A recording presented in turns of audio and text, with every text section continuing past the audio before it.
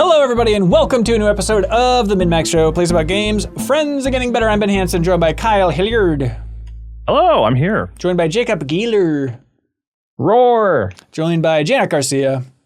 Hello, the other JG. Oh, they're all here, folks, gathering for a momentous episode. On this episode of the podcast, we have so much to cover. We have your great community questions in the back half of the show, of course.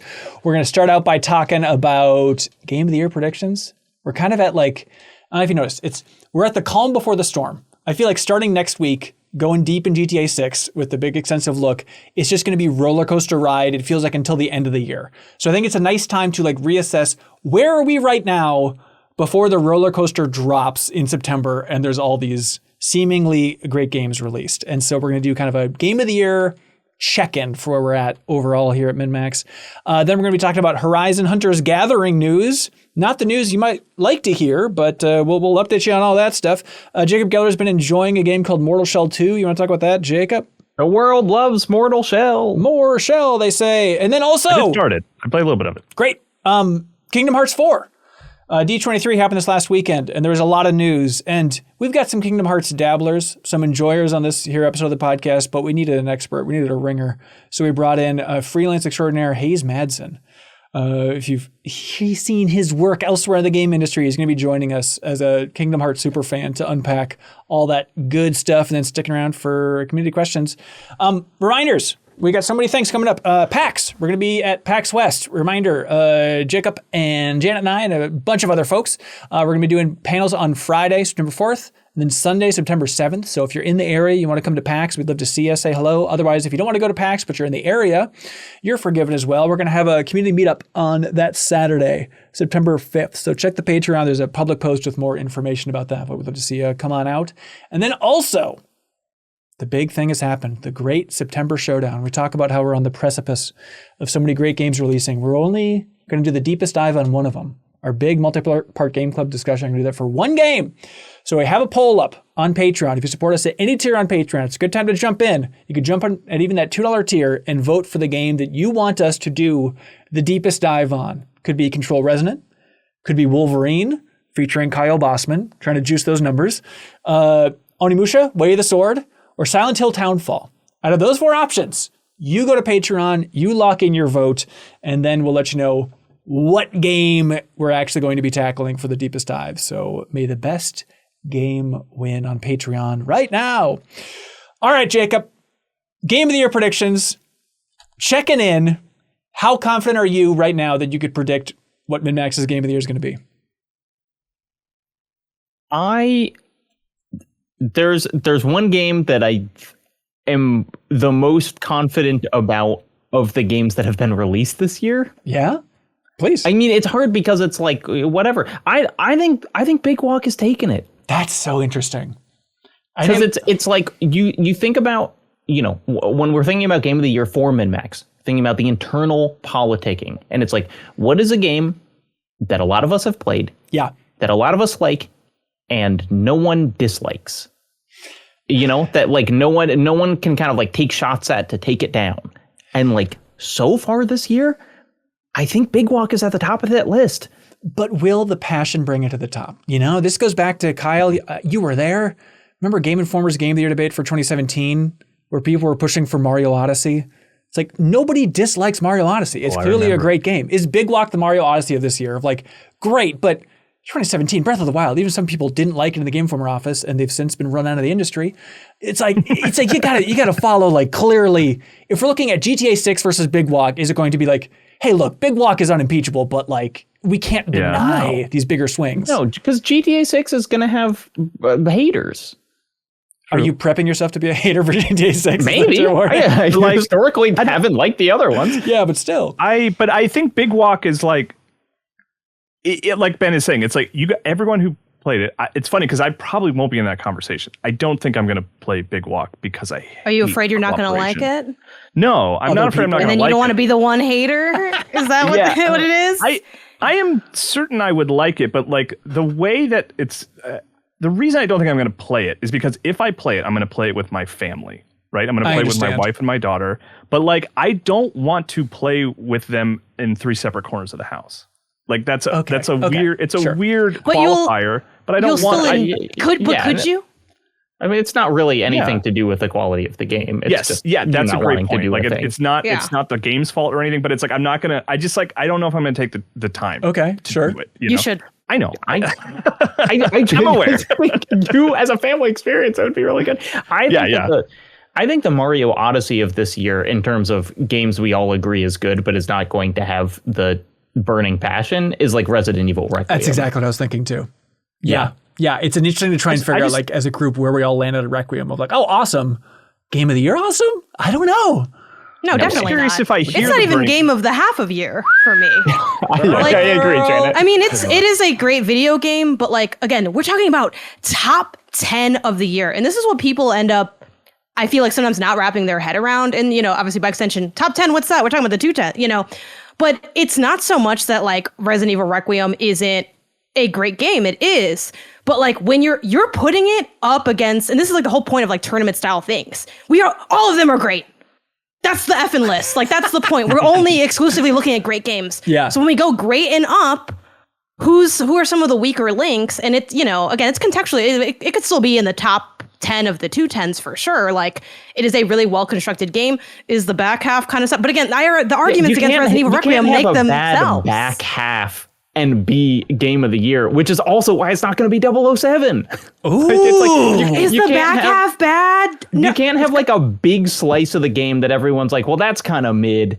Like that's not a GOTY winner. Jacob, and like I have no idea where I'll land on it because I haven't finished it. Because I was playing 007 religiously, stopped before SGF, haven't been back since, and now I'm kind of afraid. I'm still gonna go back and finish. I'm like, have I already played the best stuff of that game? It's worth finishing, but the best stuff in the game is in the beginning of the game. Interesting. It doesn't. It's God unfortunately damn it, kind of on a downward slope, even though it starts really high, so it doesn't end that bad. But right. like, you don't see stuff that blows you away in the back half. Are you forgetting about the nuclear core of Leo Vader passion? If he's like, yeah, the back half wasn't great, but the 400 hours I put into the game for the training mission simulations. But didn't Leo also like Big I was Walk? on the deepest dive with Leo. He's not like this is replacing Hitman. He didn't make a YouTube channel to stream 007. I mean, that's a tall order. Okay. I think too the Big Walk versus like GTA or whatever, besides the fact that GTA will inherently like probably have its haters. It's a big game, so like I don't know, like whatever. But Big Walk manages to hit two things that it's rare to hit both of these, which is it's very high quality and very high. There's only one of these. Like, and obviously there have been other cooperative puzzle games where you're like, you know, in a space, like that's Escape Academy, that's Operation Tango, that's the We Were Here series. But at this scale, in this style, it's also just like, it's wildly impressive that House has managed to seemingly enter a genre late, which would be like the prox chat game / friend slap genre. Yeah. And I'm thinking, wow, this sucks.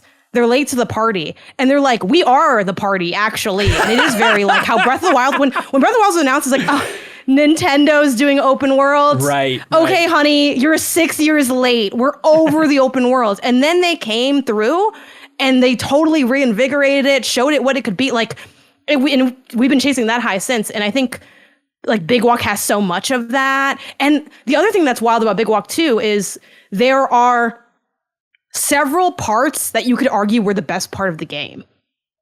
Yeah. And like we could all, you know, again, I don't want to get ahead of what we're going to talk about at the 210s or for moment of the year and all that stuff.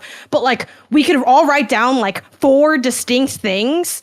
And it's like, yeah, those were like amazing moments. Yeah. And they're all agreed upon in a universal way. So there's just so much magic in that. So we haven't even gotten to the sociological elements yet either. So with that, it's like just a well-constructed game. Because my question was like, if there is passion, right? There's no doubt in me that everyone who played it really liked it and had a good time, but I didn't know if it was like, this is a defining experience for the year. Like, I'm not like, to be clear, I'm not like saying I don't see that, or just I wasn't sure. Like, because Jacob's point is like, a lot of us played it, we all liked it, we had a good time with it, but that's not enough for like game of the year usually. You know, that's usually like number 3 or 4 on the list. And I think it sticks the landing so effing hard that I think that really is a boost too.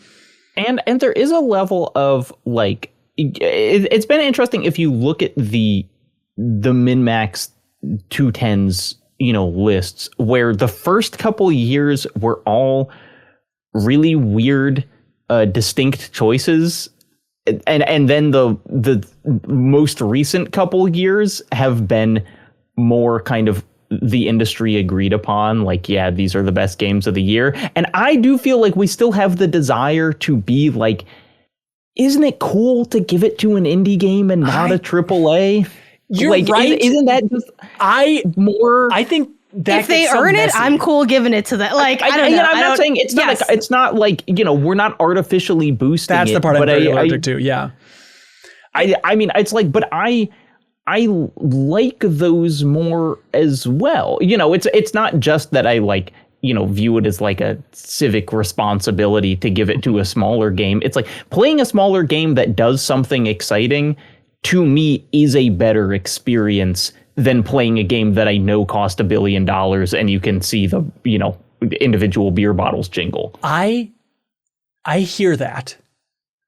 Is it weird that I have I'm a bit of a contrarian, don't ask my wife, but like I have the flip idea where like I feel like I'm rooting for GTA 6 to be our GOTY right now. I'm rooting because like I feel like something about what if this game just came out and genuinely blew us all away? What if it like Haley comes on the podcast and it genuinely is like the second coming that she is hoping it is? And we're all just like, I want GTA 6 to be undeniable.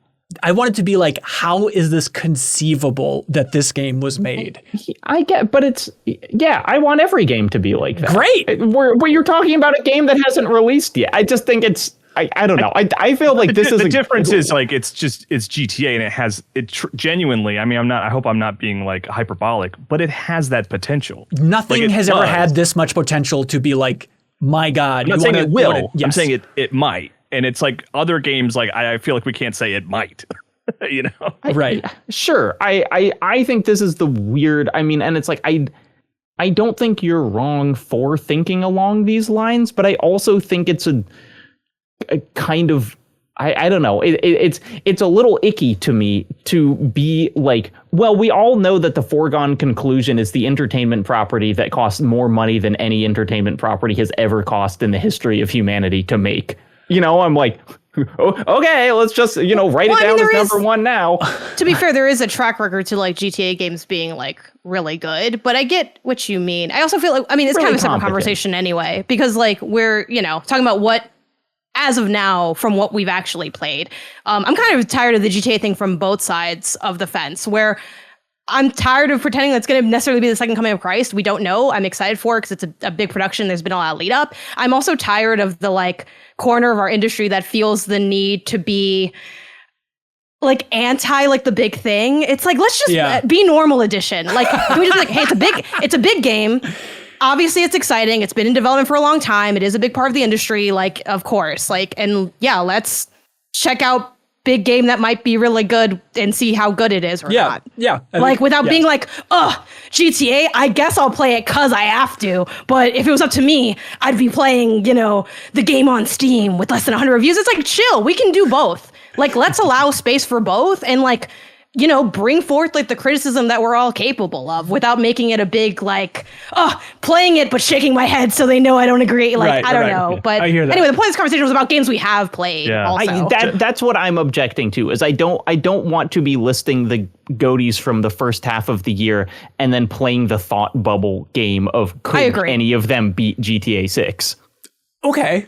I mean, I do feel like we have a date in November where a megaton is going off. Ben, it's tough not to talk about it. Ben, we'll talk about it for the rest of our lives. So let's talk look forward to the podcast next week. The thing is, I think we feel slightly okey doked from what the topic was, right? Which is like, I think Big Walk is the one. Of course, there's a Slay the Spire 2 of it all, but Jacob, I say we wait because I think Big Walk's going to walk all over Slay the Spire 2 anyway. I think this is the year for Slay the Spire 2. If that's getting double walked by other titles coming out that are not to be named, let's just save it.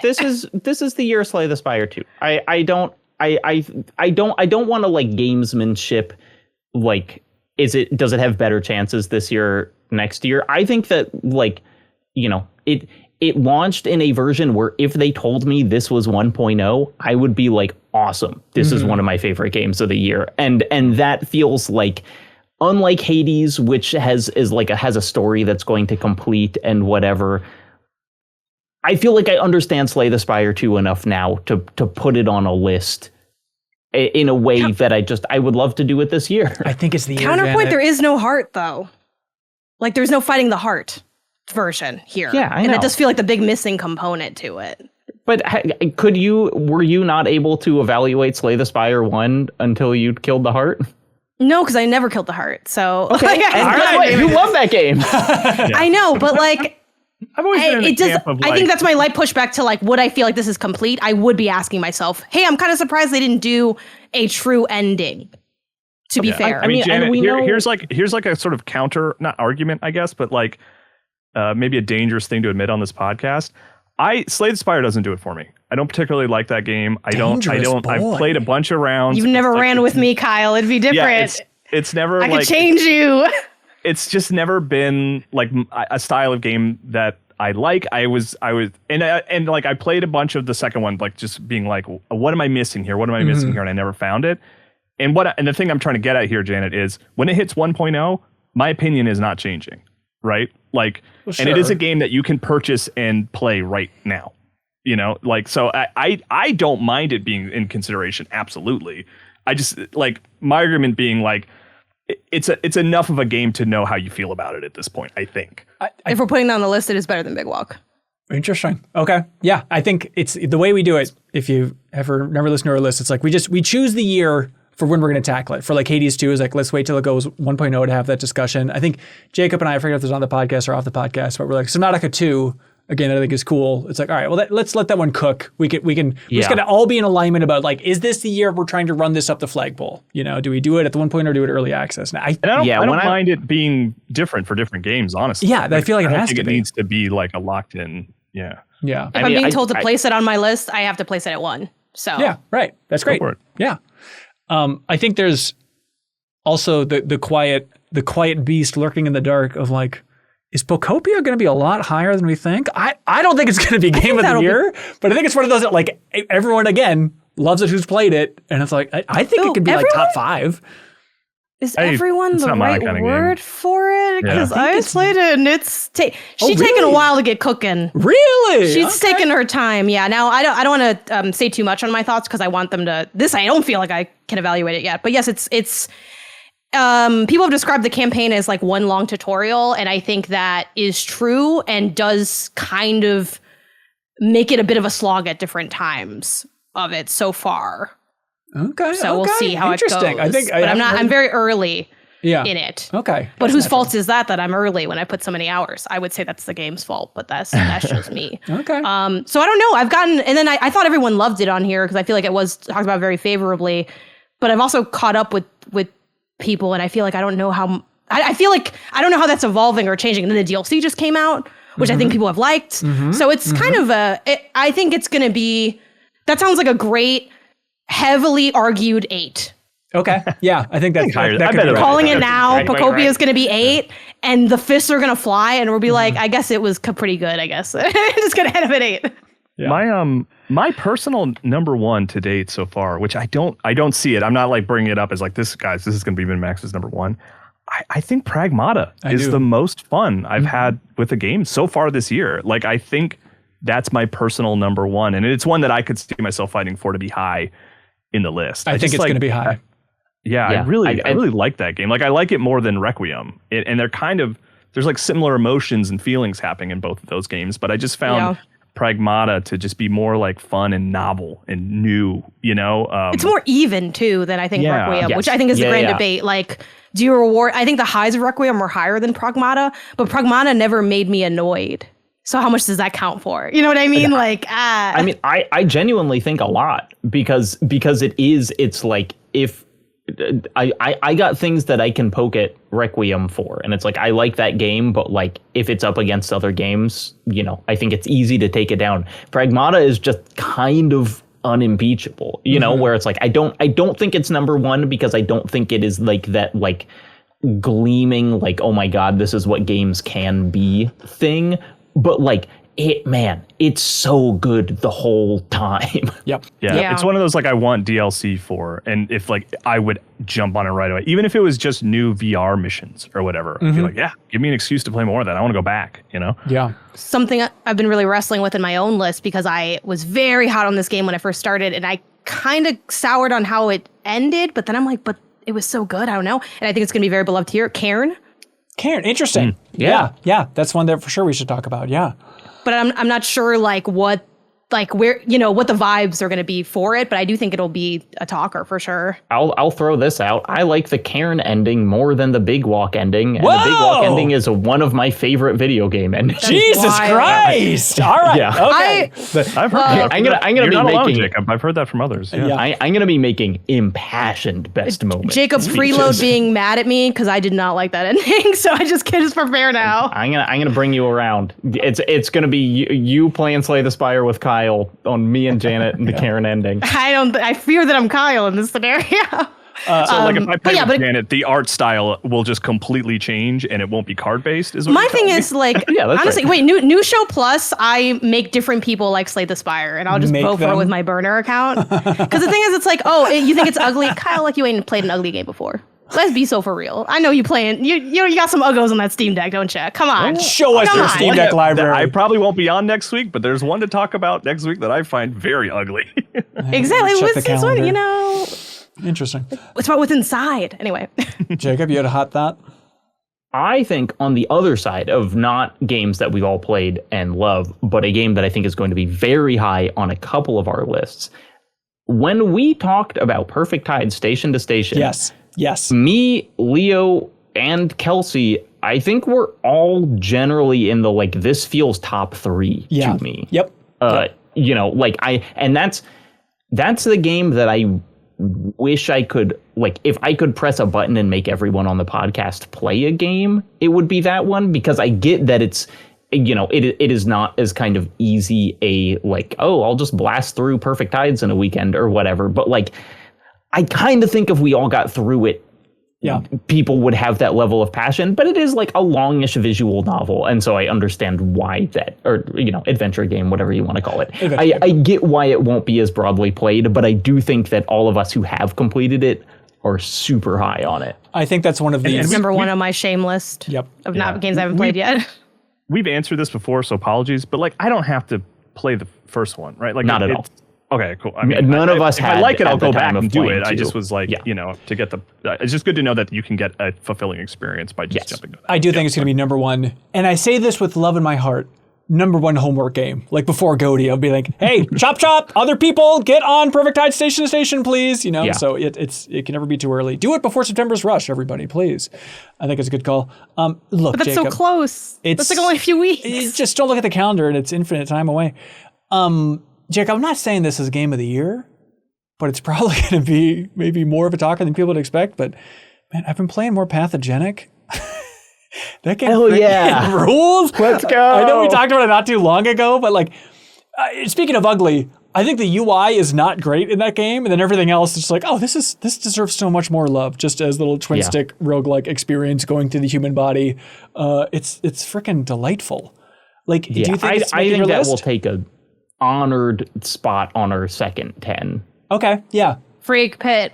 Yeah, it's a freak exactly. pit for Pathogenic, just on Steam if you want to check that thing out. Mixtape? This is such a good question because we were all very hot on it. And I feel like the internet has soured on Mixtape even harder than you could possibly imagine. And I'm like, is that influencing? Well, they don't me? get paid to do this, so. I know, but when I'm thinking about our list, then I'm like, Mixtape is going to make the 210s, right? I'm going back to when we all finished it, we were also hot on it. So I'm it's trying to make. It's going to make the top 10. Ooh, all right. Okay, good. I just wanted to see where we're all at. Stiff competition. It's such a mess. I really like that game. It's definitely in my working top 10. I have been the games that are all schmattered together for me that I can't rank confidently are Pragmata, RE9, Mixtape, Cairn. They're all kind of floating. They're fighting for the same slots. I don't know where those slots will ultimately end up, but they're all kind of. If they, those dumb internet videos of the marble races. Dumb. Picture those games going down the it's someone sets up a ramp and then it's which marble goes all the way down. Yeah. I still favor Mixtape quite heavily. It's funny to say it this way, but it's kind of like the pragmata of narrative games. It's very even. It's very well executed. It's very palatable.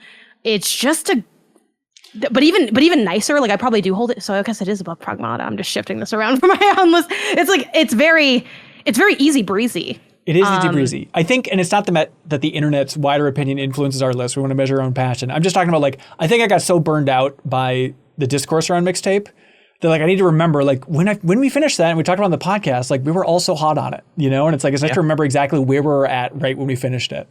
I think that's important. I think that's gonna be an interesting one to try and measure out here. Kyle, professional or unprofessional for me to have predicted the entire 210s and I read it right now? Will that influence the eventual ranking? Because I'll vaguely recall. No, I think it's fun, and I like it would be fun to compare it after the fact. But also at the same time, is it going to influence your sort of like? That's the question. I'm not going to remember it. Yeah. I kind of want like seal. Can you like sealed envelope it? Because I do like the idea of predicting it, but I don't. Blinding light. Yeah. I kind of don't want to hear it. Right now. All right. Remind me. Especially because we don't have all the games yet. Yeah, but I think honestly everyone doing that would be fun, and then we could do that in the pissy zone or something. Yeah. Open them up and see how close we were or not. Remind me, chat. I'll share all that. All right. Let us know in the comments what you think is going to win MinnMax's game of the year for the 210s, everybody. It's going to be also Saros. Saros is very good. I know Jacob's likes it but doesn't necessarily love it, but it's still probably my Saros. You mean number 15? Hey, as long as it's on there. Oh, you mean Saros number? I had it at 14 on my prediction, Janet. just so we're clear. Awesome. There you go. I know you did. Stay tuned for the 210s happening end of the year, everybody. Don't sleep on it. You know what you should sleep on, Jacob Geller? Mattress? Don't you dare say that name. I wish we got sponsored by them. No, Brooklynn Bedding. The world's best mattress, obviously. I've heard. I have had such a freaking journey. We talked about this last time where the Brooklynn Bedding mattress had not shown up yet. And I was waiting on bated breath. And honestly, I got some crappy old mattress that we've been sleeping on for years. And I know everybody talks about the importance of sleep. It is one of those things where like my back was hurting every morning from this crappy old mattress. And it's just like, well, what am I gonna do? Buy a mattress and then do I return it if it doesn't work? How does it even work functionally? Brooklynn Bedding is the solution, everybody. We got a mattress, got the medium firmness. Me and my wife meet in the middle. I like firm, she likes soft. This is perfect. It has really been like sleeping on a dream. And in terms of like, how do you buy one? How do you return it?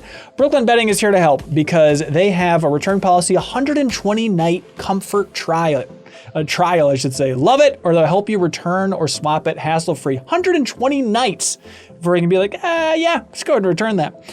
Brooklynn Bedding, they know sleep isn't one size fits all. That's why they offer mattresses for every body, every sleep style, even in hard to find sizes. Do you sleep hot?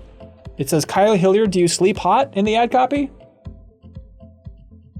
Say it again, Ben? Do you sleep hot? Yes, I sleep hot. Hell I'm yeah. very attractive. Is that what you were going for? That's it. Nothing hotter than Kyle in bed. Brooklynn Bedding uses Glacio that CPAP machine going. Ooh, Dougie. Brooklynn Bedding uses Glacio-Tex covers, copper-infused foams, and temperature-regulating materials to help keep you cool and comfortable all night long. Not sure how to take my word for it, they say. Brooklynn Bedding has been awarded the best mattress by CNET and best hybrid mattress by Wirecutters. You know, it's the real deal. So you can go to brooklynbedding.com and use the promo code MinnMax at checkout to get 30% off site-wide during the Labor Day sale, which is August 21st through September 13th. 30% off Brooklynn Bedding mattress. Help support them, keep them around.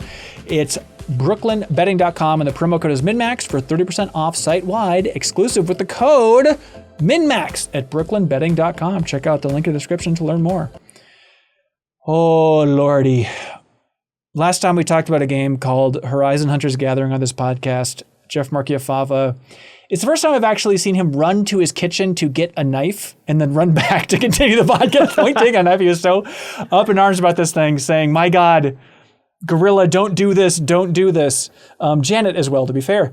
And now... Actually, I didn't have that take. I wish I did, because then I'd have the credit, but I was chill with it. It was y'all fighting it out. I was just there. Okay, all right. And so Jason Schreier over at Bloomberg reported recently that They've been doing a bunch of tests for Horizon Hunters Gathering from Guerrilla, and seem to be people not digging it. They were not into the long missions and the whole live service angle push for Guerrilla's next big game. As Jason Schreier likes to point out, like they're not working on Guerrilla 3. Sorry, what am I looking for? Horizon 3 in a big way at the studio. It is kind of most hands on deck for this multiplayer co-op, more abstract art style take with Horizon Hunters Gathering. And now it seems like they are rebooting it and they're stripping out the live service stuff to try and make it more of like, can we make it just kind of an easy breezy co-op game and not make this the game that you're going to be playing for the next 5 years? Can we just make a fun co-op experience and push this sucker forward? And they have until the end of the year apparently to impress the executives at Sony to make this happening. But it is weird. Like with the first announcement of this game, it was like, hey, we'll get the alpha test rolling soon. And it's just been eerily quiet since then for a game that I thought was supposed to be like pretty close to shipping. And so this kind of explains it. They're kind of going back to the drawing board on the big multiplayer thing. Jacob, how you feeling about Horizon Hunters Gathering and everything you hold holy? Dude, it's so crazy that like they can't make us want live service games. Right. Like it's just because it's like the feedback that they got from the beta tests was like, yo, we don't like the live service elements. That's the game. Right. You know, so it's just like they have thrown studio after studio into the wood chipper to make this one genre work, and they keep not being able to do it. Including buying Bungie for over $3 billion because they're the experts of live service. They can teach us all how to do it.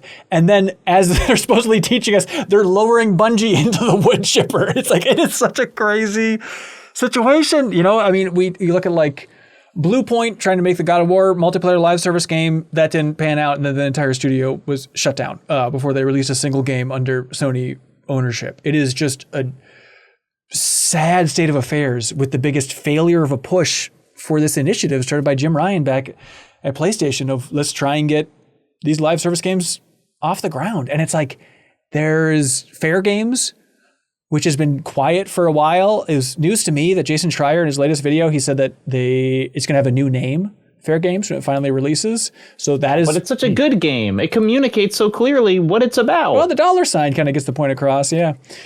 So when that thing, in theory, gets shown again, if it ever does, or maybe they're just so freaked out by the failure of Concord, and then also the fact that Marathon isn't exactly living up to their wildest expectations, and so now they're just trying to throttle down on anything resembling live service. What's the most recently released successful live service game? From PlayStation? Like from PlayStation? No, James. just in general. I was going to say Helldivers 2 for so both. what's the distinction here? There's like multiplayer games that have found some love. But yeah, it's live. Like, is Marathon's a live service, right? Yeah, Yeah. I think so. I think Yes, you need but I would like define seasons and it as- microtransactions. Yeah, like Marvel And yeah. Rivals, is that live service? Yeah, or I is think that that's a good example. Yeah. Okay. Yeah. Yeah, so when did Marvel Rivals come out? So end of 2023, 2024? Yeah. Yeah, so That's it's been probably the most recent, 3 right? years. Like, yeah. Yeah. It's been a while since one's broken through, I think, in that way. Mecha Chameleon, that's live service, right? When did No, I wouldn't say it's live service. Yeah, You can't Arc- buy anything in that game. Arc Raiders is Arc interesting. Raiders? Yeah, Yeah, I guess that would okay. count. Yeah, that was just last year. But like, yeah, I guess I don't know. It is the longevity thing though. Of like, Arc Raiders seems like a good multiplayer game that people played for a while. Yeah. You know, but it's like I'm not hearing people talk about live Arc Raiders now. And maybe maybe it's still got a group that's spending money on it every month or whatever. But like, I don't know. It's like, I guess I don't even know what qualifies as success for one of these. Yeah. Unless it's becoming, because it's like Helldivers 2, obviously out of the gate was like stratospheric. Yeah. But then I'm like, okay, has Helldivers 2 had the tail that they wanted? Like, are they still happy with what that game is doing? I would think so. They're obligations. They feel like storefronts to me. They all feel like storefronts. They all feel like obligations and storefronts. They do not feel like genuine experiences that I want to participate in, And I'm so curious to see what does that mean to strip out the live service? I mean, that's like an easy sentence, easy headline, but it's like, okay, so it just means shorter missions, less microtransactions. Please just buy this. We're just going to bill it as a co-op simple game. Has a story. When I'm done, we're done here. Is it just like Monster Hunter? I guess. Yeah, that's more kind of cool, play the campaign. if they could just make a Horizon Monster Hunter game. Right. Might work out. But yeah, the timeline on this is what concerns me the most, of how quickly they have to turn this around, because it just feel like just reinvent what the structure of the motivation for playing is. It's like, that seems like the core of the game. Yes. A bit. I am glad that they are, for now, at least changing course if they felt like it really wasn't working, and actually like using the feedback. I feel like a lot of times when you get feedback like that, they're like, we kind of just wanted like quick things we could fix right now. We're not actually going to do something that's more substantial. So I'm surprised to hear it, and I'm theoretically glad to hear it. I am obviously concerned for like the studio safety, what the products are going to be, what it's like to work on that at this point. Yeah. That can't be good. Like obviously it's not all just like, oh, hunky dory, because like maybe I'll get a game I like more. There's a real human cost to that even being a possibility. Yep. But yeah, definitely a weird situation. Like I feel like PlayStation has been more open than others to like try to pivot out of falling into these errors, but they did line up a lot of them, and they're all just kind of like slowly going out and failing in different ways. Yes. Yeah, the idea of Naughty Dog pulling the plug early on, or not early enough, presumably, for the how cost early of it. was it? I mean, for Last of Us multiplayer, is like, if they would have gotten to this point, then realized like, oh, do we strip the live service stuff out of the multiplayer, or like the whole Last of Us multiplayer experience that we've been working on for years and years and years? It's a weird situation. So here's hoping they can turn it around to something that's cool and is more welcoming. Just make it something that Jefflin will put it as top of the game of the year list. That's all we ask for Horizon Hunters Gathering. Were any of us like eager to play it like on a basic level? Were any of us like, yeah, day one, I'm going to download that and hop online? No. Like, because of my Ben job, pretended but he was for the argument. like Yeah. I would do it because I like that franchise a lot, and I'd want to see what it is, and I could probably get Isaiah. But I also was there day one for Kiln. Again, this is my job, so it's not like sure, I'm already operating in a weird like fugue state of games. But yeah, I mean, I was gonna check it out to see what it would be, and that's still the case. Yeah, like I'm gonna be like, what's that meme from Mbappe? I will be there regardless. Like that is me with a lot of these Horizon projects. But yeah, I mean, I think we're seeing the problem of when you. This is very cart before the horse situation of like, okay, who wants to make a live service game? And then people figuring out with what does our studio do? And then how can we like make a live service? And then of course it's going to get greenlit because that's what they're looking for. Even though they're like, no, it's what our studios want. Like, yeah, I think that it feels very clear that's kind of what happened because of all of these having the same kind of trajectory. Yep. But it's hard to do. So I wonder, as Ben, you've talked about several times, the news that it's like, well, most of Guerrilla's working on this, and there's a little team working on Horizon 3. It's like, on some level, that makes sense, because you need a small team to figure out what the thing is before you can get hundreds of people to start making assets. Right. You can't start making the environments at the same time that you're trying to decide what the story is. I understand that. But it is, it's like, I don't even have a reputation as a Horizon liker on this podcast, but I have played and beat both of those games. And like the second game ends on a really interesting cliffhanger.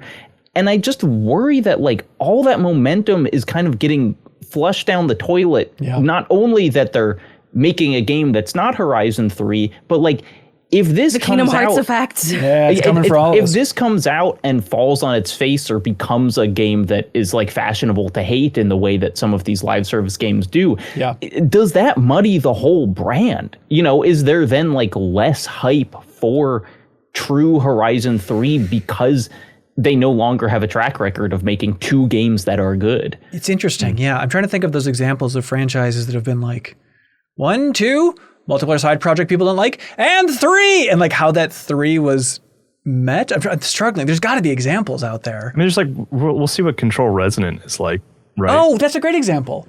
Yeah. Like, did FEC Firebreak dampen? I don't think so. I don't think it did. That's a bummer. Yeah. But I think when it's different enough, it does feel like it's just a different thing. Like I didn't play like Lego Horizon and think they don't got it anymore. I just thought this is a Lego game. I don't know. I think it is a little different. But when I wonder with this, because I like the single player games, and I'm curious. I want to know what's going on with Aloy. Like that's the thing I'm interested in. Like what's happening in her life next. And it's like I wonder if like it's like, oh, I skipped that one. Like maybe if you don't know it was a multiplayer game or something, it's like, oh, I skipped that one. Did I miss chapter 3 of this story? Like, am I going to be lost? Whatever. I'll play something else. Like, I don't know. I don't think that's going to happen, but yeah. Yeah, and it's like, Firebreak came out last year and Control's coming out this year. Best we can hope for Horizon is that game comes out next year and Horizon 3 comes out in like 2031. I think to your credit though, Jacob, as much as I like Horizon and I don't necessarily think the other games like dampen what I expect from like the mainline franchise, it does add to like the fail meme stank that is on Horizon, which again, it's not a failure of a game by any means. Like it is like a fairly critically acclaimed game. It sells well, but it is like a laughing stock. It's weird. The joke, it's the Loki of you're there so that other people can feel great. I think that's a hyper-specific games journalist bubble. Like those games have sold 40 million copies. I mean, I don't think that normal people are like, LOL Horizon. No, it's but normal people also aren't listening to this podcast to begin with. How dare you? No shade to our lovely audience. But you know what I mean? This is I get what you mean. That's why I did caveat it with, obviously it's very critically acclaimed and it sold really well, but it does have like that stank on it a bit. And I think this adds to that when you have these side projects that are like, it's like, yeah, you're the like doofy little brother. I obsessively watch the Ocean's movies. Like you're Linus. And Linus is still part of the heist, but it's kind of like, look at Linus over here versus Control in that franchise. I think when we analyze Remedy, we almost feel like they're punching above their weight in a way where it's like, obviously they're AAA, but they're like not, crazy bleeding money AAA. So it's like, man, they're making some really fantastic projects. They show that AAA can still have innovative and intriguing and compelling gameplay.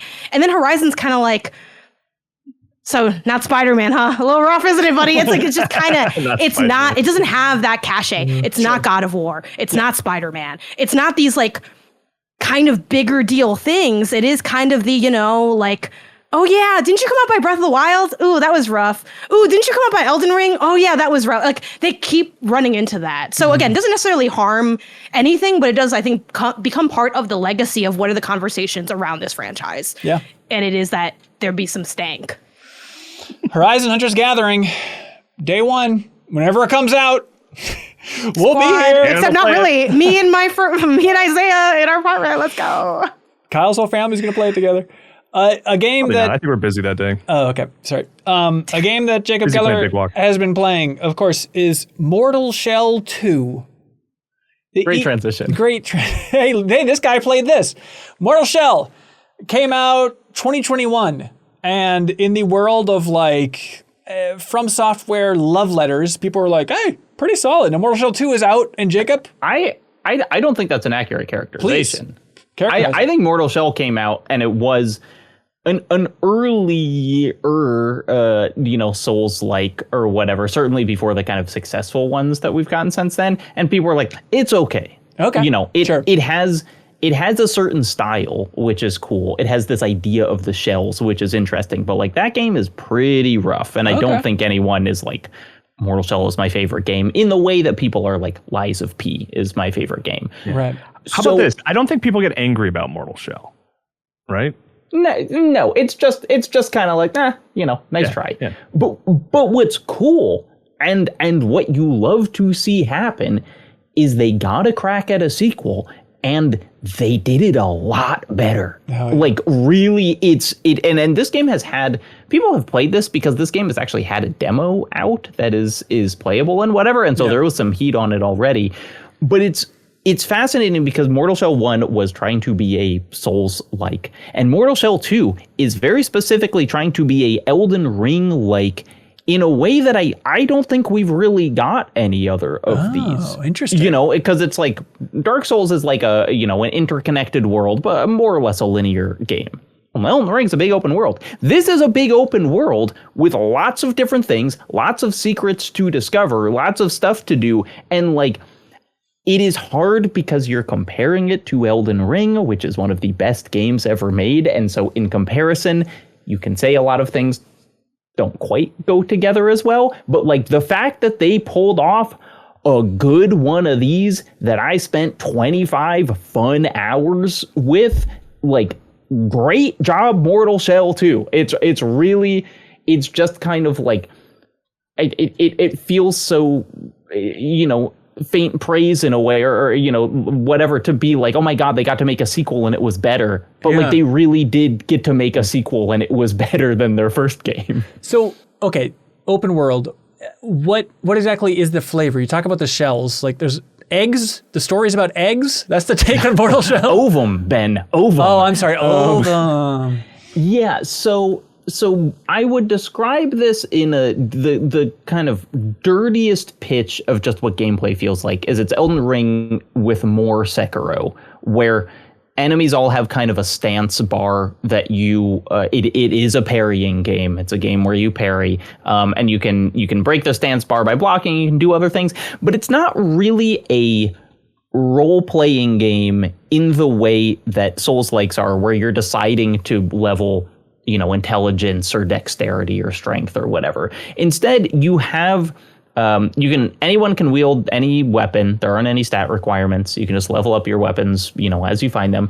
And the shells are these kind of different player builds that you just find around the world, and they have very different abilities that can then affect how it feels to play. And so there's one, you know, like one of the earliest you'll find is kind of a thief character who can like go invisible and backstab people and can, you know, like gain intangibility when dodging perfectly.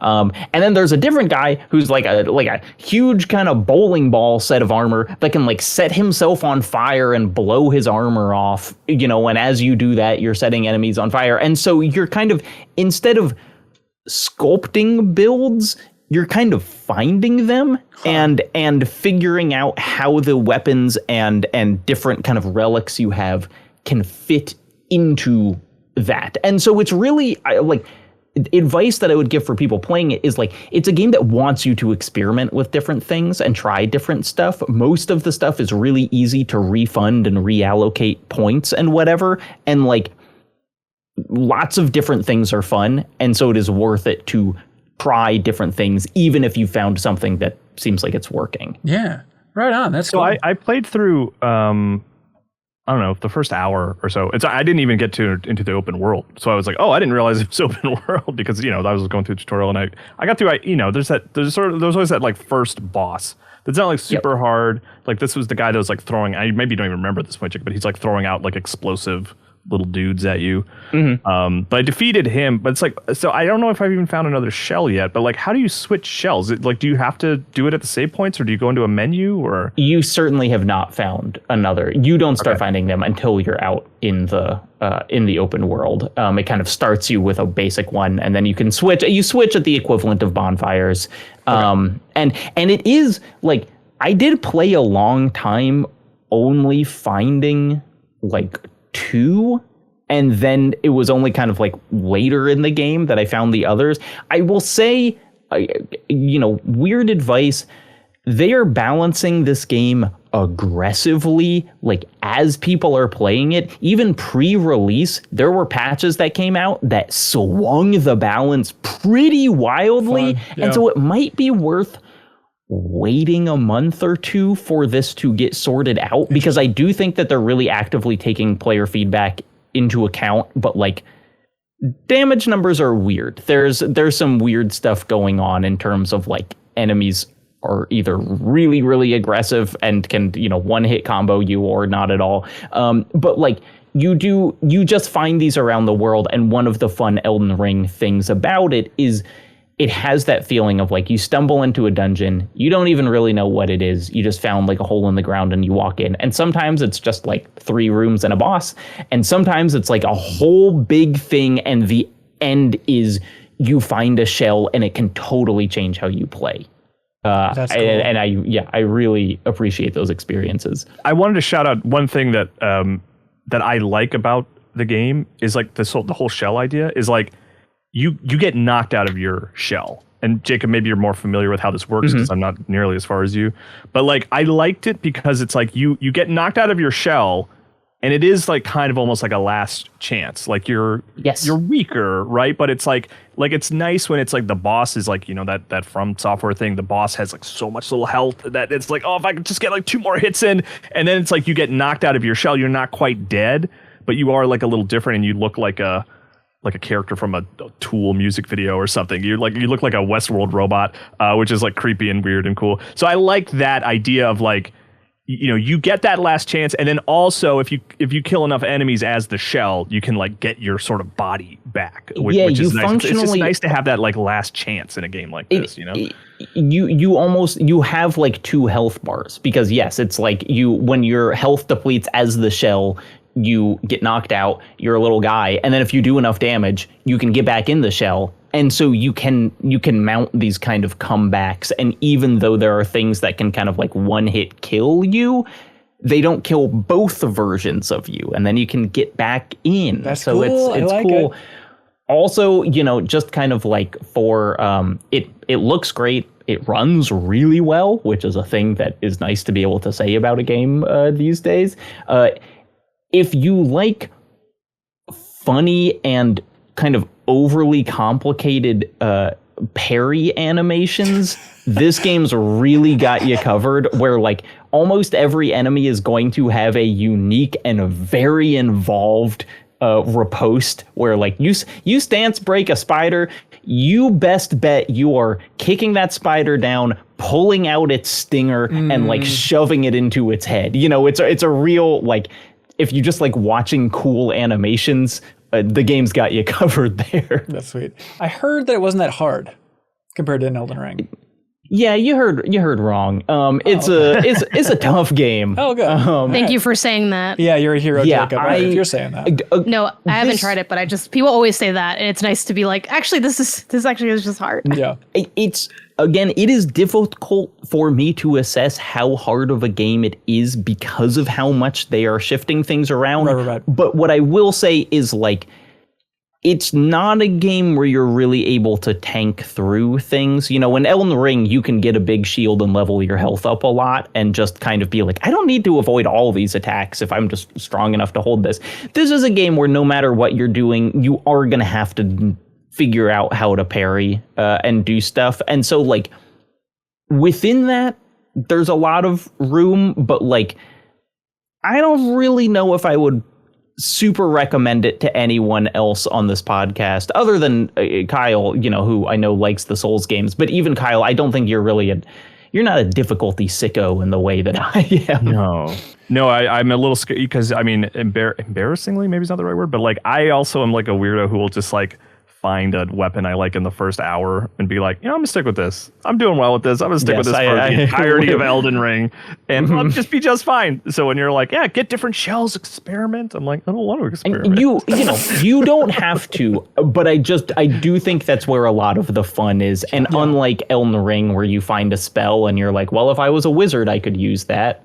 You know, in Mortal Shell, you can use everything. Yeah, you just got to kind of switch to the weapon that it fits with. I think in my Elden Ring example of like, I don't really like changing weapons and stuff, I think it is because of that kind of math where I'm like, do I even have the stats for this? Like, I haven't been like concentrating on this class. Can I even use this? I don't know. I'm just going to stick with my dual blades. I'm doing fine. You know, it's like kind of where my lazy brain goes. Now, I will say the dual blades in this game, very good. I found those and I was like, this is my main weapon. So, you know, if you like using dual blades, thumbs up. Yeah. I'm playing on the Steam machine, by the way, and it's also running well. Oh, nice. Yeah, it's on Steam. It's not on Switch, but it's on Xbox and PlayStation for $50 here, Mortal Shell 2. Jacob, speaking of predictions, will you end up liking this game more than Duskbloods? Give me your prediction. Oh, man. I think there's a good chance, just genre-wise, you know, that I don't have to rely on other people to form my gaming experience. But you got access to that alpha, right? So maybe next week we talk about I'm in the alpha. There's something downloaded on my Switch too that I won't be able to access until between like 10 p.m. and 2 a.m. on Friday the 21st. Oh, it's like opening Demon a little hours. Easter ovum. Demon hours. There you go. Mortal Shell 2, everybody. Curious for more feedback on that thing. Hey, Janet Garcia. Yes. You know how when you Google something and then everything you see online is reacting to that and it just has you cornered on the internet for being like, everything I do is tracked. It feels gross. You feel like you're being watched by a million different companies every time you activate or click on anything on the internet? Yeah. What if I told you there's a solution for that? And it's called ProtonVPN, everybody. ProtonVPN is a secure VPN service designed for people who want to prioritize their digital piracy and security. It keeps what you do online private and lets you access the internet like it should work. Open, secure, and on your terms. Unlike most VPNs, Proton is backed by strong European privacy laws and years of expertise creating a safer, faster, more open internet for everyone. They have a strict no logs policy that's independently verified. It's open source, so anyone can inspect how it works, and it's backed by a foundation focused on protecting user rights, not selling your data behind the scenes. So if you're interested in these positive things, ProtonVPN could be a solution for you, and it's easy to get started. Right now, ProtonVPN is offering our listeners 70% off a 2-year plan when you go to protonvpn.com/MinnMax. That's Proton, Proton, VPN.com/MinnMax for 70% off your 2-year plan. That's protonvpn.com/MinnMax. Link in the description. Check it out. Now let's have some frickin' fun, everybody. Do you hear that? It's the sound of a smart guest coming in. Hayes, welcome to the show, sir. Thank you. Thank you for having me. I'm excited. Oh my gosh, we needed to summon you. We needed to summon you as a magical summon in Kingdom Hearts to bring you in as the expert to save us all and we can coast on the magic that is Hayes. And I was thinking about you, not only the cool name Hayes, which you gotta be living large because of that. Yeah. But then also I was thinking like, well, the day that I spent the most time with you was when we went to Disneyland together, and it's like very appropriate for a Kingdom Hearts conversation. But yeah, if you remember that travelogue we did with like the VIP tour of Disneyland years ago, I guess now, mainly focused on Mike for Outlaws. Yeah, Star Wars Outlaws. Yeah. And then Hayes was there and Kate Sanchez was there. And I felt like I needed to apologize afterwards for not focusing on you all as much in the video, but in my mind, I'm like, I think I'm just inconveniencing you if I'm shoving a camera in your face at Disneyland. So I'm just trying to inconvenience Mike. But I hope you all didn't take offense to the fact that I wasn't trying to inconvenience you as well. I don't think I didn't. I don't think Kate did either. Okay. But good. That was an interesting day because I have never known someone that is singularly knowledgeable about a topic like Mike and Disney. It's unnatural. It's 50% impressive and 50%, I don't know if pity is the word. It was at the point where it was like the tour guide was like, I don't really need to be here. Yeah, he was stumping the tour guide. She threatened to quit. She threw her badge on the ground and said, I can't compete with Mike Naughty. Please stop. Well, I would agree with you, except for when it comes to Kingdom Hearts, you are clearly as much of an expert on all these things. Thank you for being here to indulge us and entertain us and educate us about all things Kingdom Hearts 4. I mean, fan of the series, I know that's like the scale of 1 to 10 for Kingdom Hearts fandom is like 10 is like you are submerged at the bottom of the Atlantic Ocean. And so where are you at on the spectrum, do you think? I would say I'm probably a 9 now. Love it. I used to be at like Kingdom Hearts 3 days. I was a 10. Wow. And then the mobile game and like Kingdom Hearts is one of those series that I get really into the lore and the theory crafting and I eat that stuff up. It's like Kingdom Hearts and the Remedy universe are the two things that I'm really into the lore for. I look forward to you understand it. Like you could, I'm not asking you to do this to be clear, because it's, we only have so much time, but like you could explain what's happening. I could, yes. I have written many explainer in my day for Kingdom Hearts. Congratulations, man. You're doing it. And would you say, where's the health of Kingdom Hearts storytelling right now? Where are we at? Is this kind of like the new era with Kingdom Hearts 4 with Sora aged up a little bit? Does it feel like a good entry point, or are we answering a lot of questions for Kingdom Hearts 4? Like, where are we at big picture wise going into this release in 2027?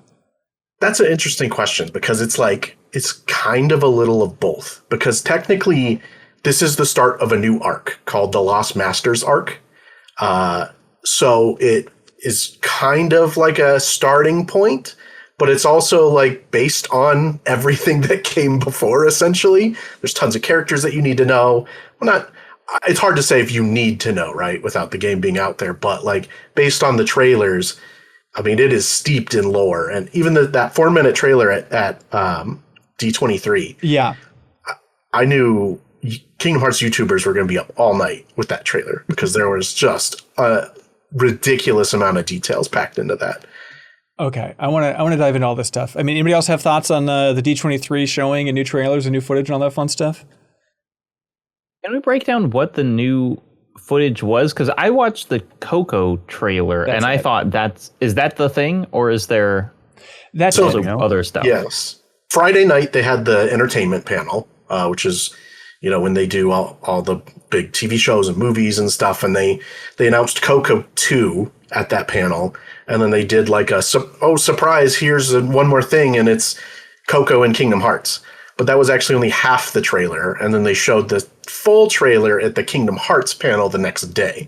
So it was like 2-minute trailer and then 4-minute trailer. The one where he yells Silencio, whatever, that's in the extended one? I think he yelled Sigurd. He yelled Silencio Sigurd. Yeah. Sigurd is a character that was introduced in a cutscene at the end of the last mobile game and never appeared since until now. Really? Okay, that's the level that we're at for diving into the specifics of this thing. So what do you think was lighting up the fan base based on that extended trailer? Riku is number one. Riku is like arguably maybe more popular than Sora in some regards.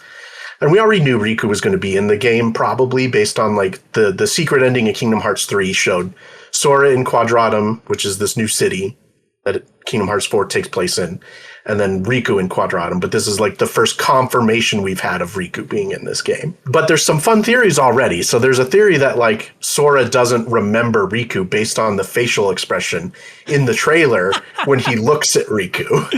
Is there any other precedence for that? Or just based on one weird animation? Losing memories is a big thing in the Kingdom Hearts series. So like the second game, Chain of Memories, Sora and Donald and Goofy and everyone lose their memories as they go through Castle Oblivion, and they have to regain them back. So like losing memories is a recurring theme. But we also have multiple characters from across multiple eras of Kingdom Hearts. So we have like Strelitzia, who's from a way far back era. And then we have Sigurd, who's from the era of what was supposed to be the mobile game Missing Link that got canceled earlier this year.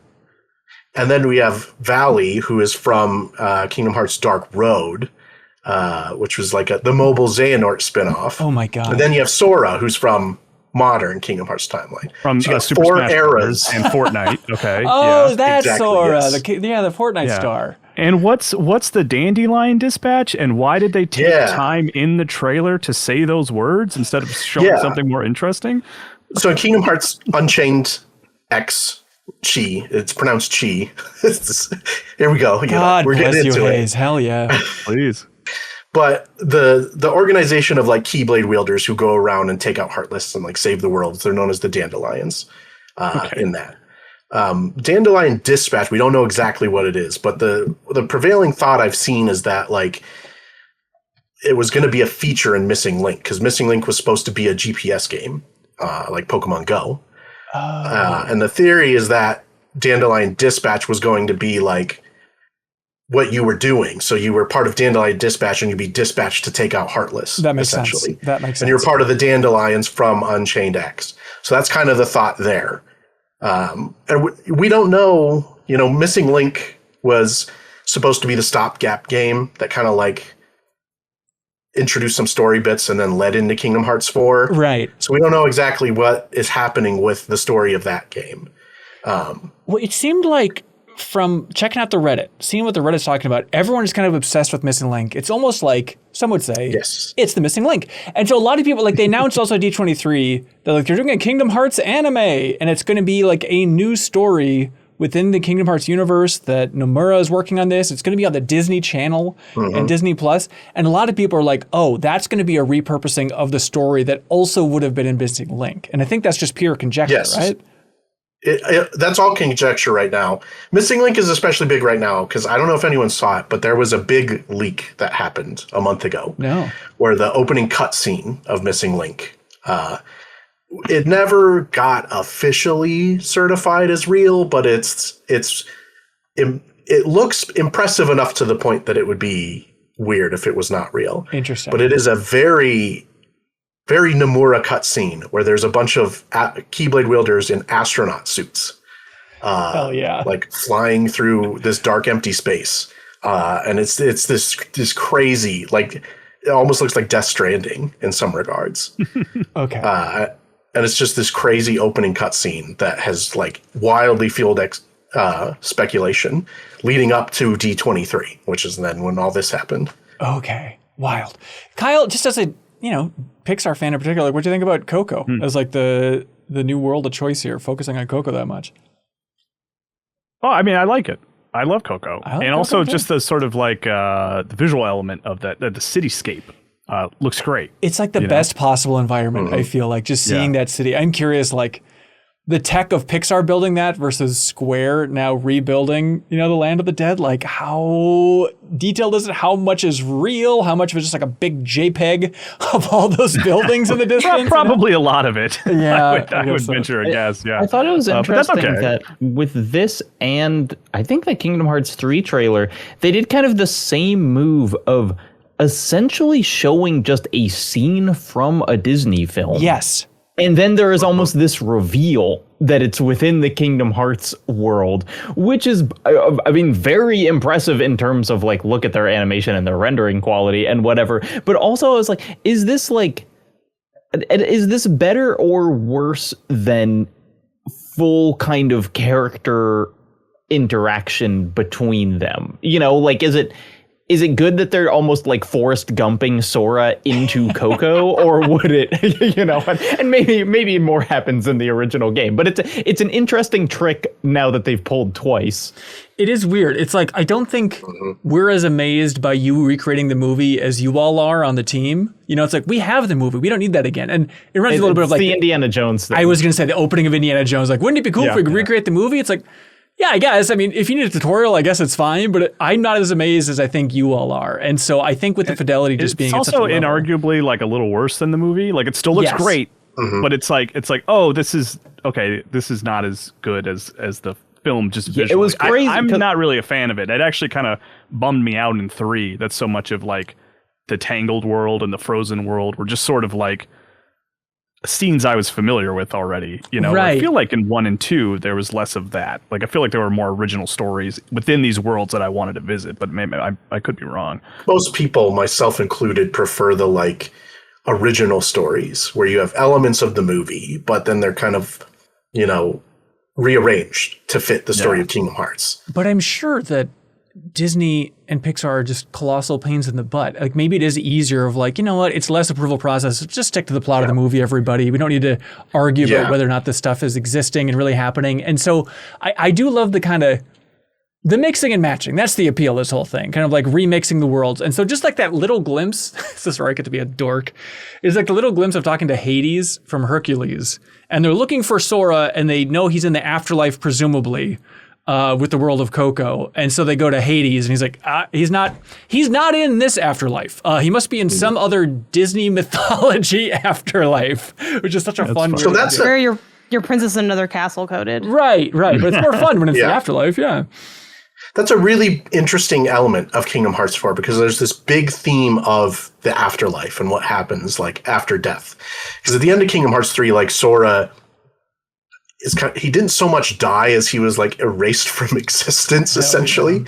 But the 3 worlds that we've seen in Kingdom Hearts 4 so far are all afterlives. So you have the underworld from Hercules, you have the underworld from Coco, and then Quadratum. Those Kingdom Hearts characters that have appeared from like the different eras, they're all characters that died. Oh. So theoretically, Quadratum is like another afterlife that people go to. And that's not even talking about the like, I don't know if you know about this, but like the Quadratum is very seemingly inspired by Final Fantasy Versus 13. Oh, God. Okay. Is it based on just it takes place in a Tokyo-looking environment with a Shibuya Scramble and all that stuff? It's more so when Kingdom Hearts 3 Remind came out, the DLC, where you like refight the bosses and you get this new ending, and they introduced a fight with Yozora, who is a character introduced in Kingdom Hearts 3.